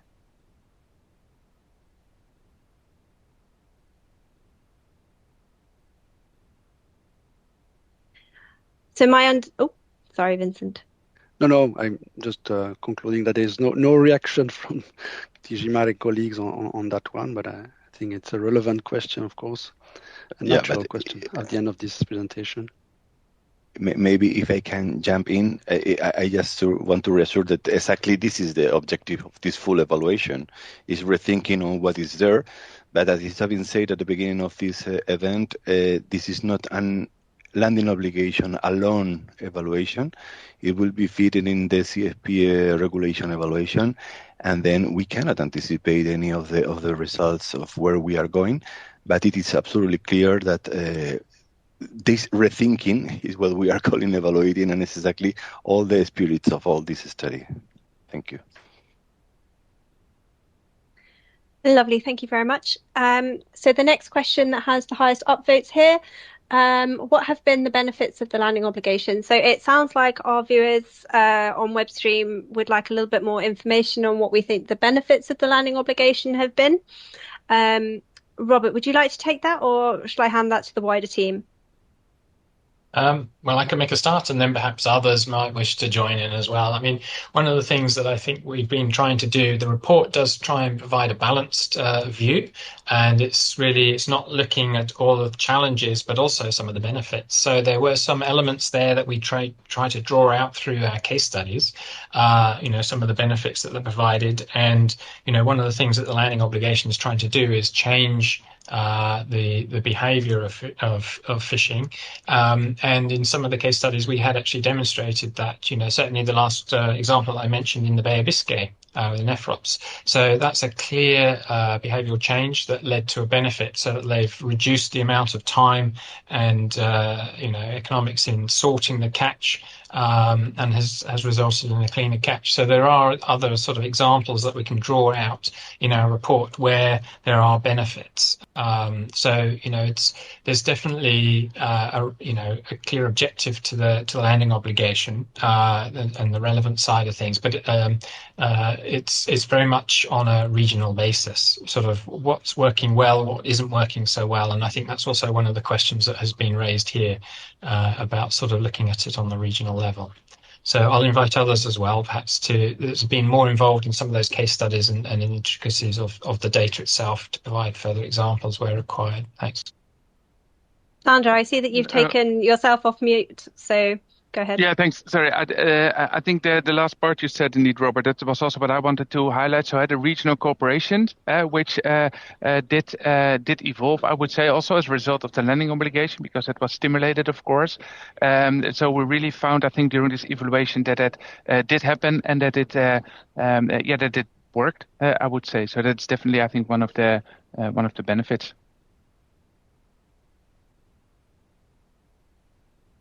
Does anybody else have anything else they'd like to say? Catherine, would you like to join us? Yes, I think one of the other benefits from within the literature, and then I've been attending a lot of EU-wide webinars on gear selectivity trials, and it's been the collaboration between fishers and scientists, researchers, and basically, they've been implementing and piloting all these different trials for specific fisheries in specific areas. And there have been a lot of successes, and fishers have responded really well to some of these trials and have continued to use some of the modified gear designs. And, there's a lot of information in the report about some of these successful trials. And it's just, it's been wonderful to see that happen and see that collaboration. So again, it's just really important that there's a lot of cross-stakeholder collaboration going on to make this a success. Perfect. Thank you very much, Catherine. I think from my own personal view, there have been some benefits to the landing obligation, although they may be at the very much small scale at the moment and maybe haven't had enough time and duration to come through as a wider aspect of the grander scale. But I think some of the work that's being done at the smaller scale, especially the team has said already around those trials, and some of the reductions in discard rates, I think are a move in the right direction. So hopefully that has answered the question that was raised. I'm very conscious of time here, so I am going to move on to the next question. So the next question is, from a scientific point of view, would it be possible to envisage a selectivity objective instead of a landing obligation by sea basin in the EU regulation? So I think this does take the realm of moving from science into policy, and there is a very fine line between science and policy. From a scientific perspective, nothing is necessarily ruled out of what is possible and what is not possible. But from a policy objective, I think there's a very different outline. I personally think that there could be a lot more of the regionalisation aspects brought in, but how that's implemented and what that looks like, I think at this stage, I don't think I would be able to comment. I don't know if anybody else on the team would like to add anything on that.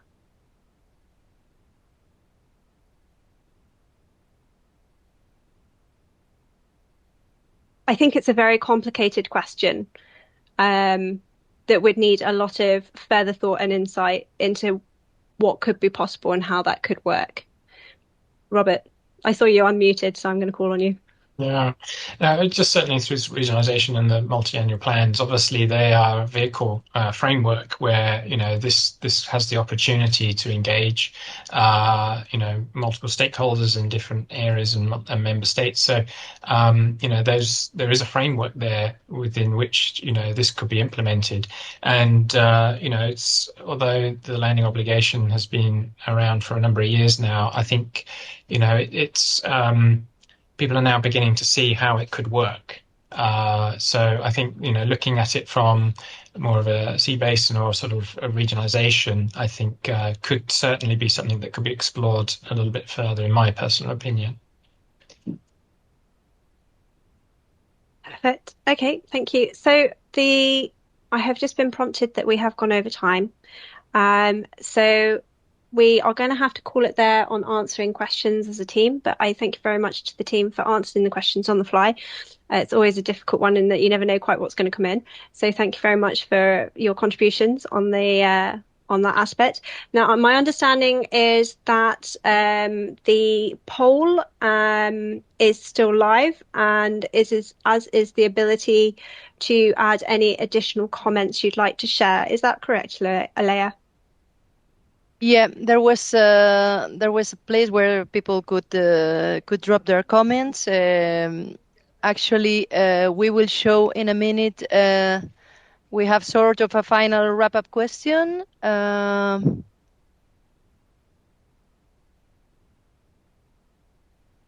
Just in a minute, if we can show them. Okay. I apologize. I stopped sharing my screen a little bit too soon there, everyone. Okay, so exactly, yeah, there was these final questions, like overall you feel the results of the study are aligned with your views, and no, yes, or partially. You can score from 1 to 5. Please go ahead. We will give enough time because I'm aware there's a delay with the web streaming, so.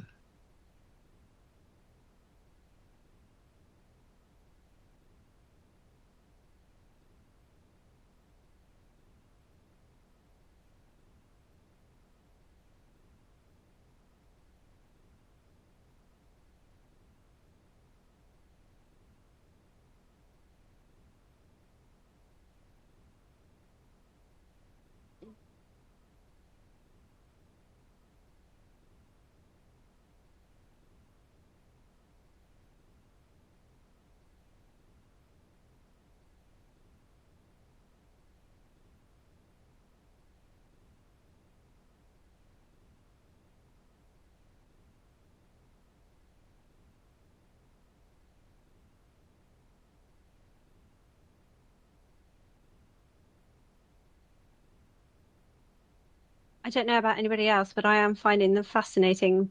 We're still getting some replies, yeah. The live editing of the views of those watching on webcam or web stream. Sorry, I am finding it quite fascinating. But thank you very much to all those who have participated so far. Yeah, we here have. Seems to be stabilized now, the outcome. 41 answer. Yeah. But it's okay. So slight majority. Yeah, maybe in 2 seconds we can move to the next one, which is not really a question. It was the little place to leave comments I were referring to before. We happy to receive your comments, which we pass along to DG MARE in the context of the future CFP evaluation. So please leave us your comments, remarks. Yeah. So, Alea, my understanding is that this Slido will be open for a little bit after the webinar. Is that right? Yes, we will leave it open for a little bit, before finalizing after closing the event. Perfect. Okay. Well, in that case, shall I stop sharing my screen? Because I don't think the comments are going to appear on screen for me, are they? No. We will receive the comments, but we are not showing them. We can pass the floor to Vincent, who will be closing. Yes, I would like to close. We are a bit late, but sorry for the slight delay. And thank you very, very much to all of you for your active participation. And it's always a challenge to make it interactive in such a setting. And I think we managed quite well to have interaction with the audience. And I would like to thank particularly all the consortium, all the contractors for this very interesting, the quality of the presentation, but also to congratulate you on the work that was delivered, because it's really high quality work, and it is definitely a very good input for the next step that was mentioned by DG MARE in the introduction. And as it was reminded by Olaya now, the next step is indeed the ongoing evaluation of the whole CFP regulation, and whether it will require or not some revision, adaptation. So this I leave it to DG MARE to decide on that. But as it was also said by Dovile, it's really the intention of the Commission of DG MARE to share these results, these studies with the widest audience possible, and to get as many input as possible in this process of evaluation. So I hope we made our own contribution today, and I think with the number of people participating, it was, in my view, a huge success. So I don't know, Adolfo, on behalf of MARE, if you want to say something. Otherwise, I would like to thank all of you again for being with us today, and looking forward to the next steps. I was to thank you also, CINEA, for all the organization and all the hard work behind the scheme. And yes, we will keep talking about that for sure with most of the participants in this event, because this is not the end, and this is the beginning of the evaluation. Thank you. Thank you very much. Thank you, Olaya. Thank you, Charlotte, and the team for all the support. And have a nice end of the day then. See you. Thank you. Thank you for your time today, everyone. Take care. Bye. Thank you. Bye-bye. Bye-bye. Thank you.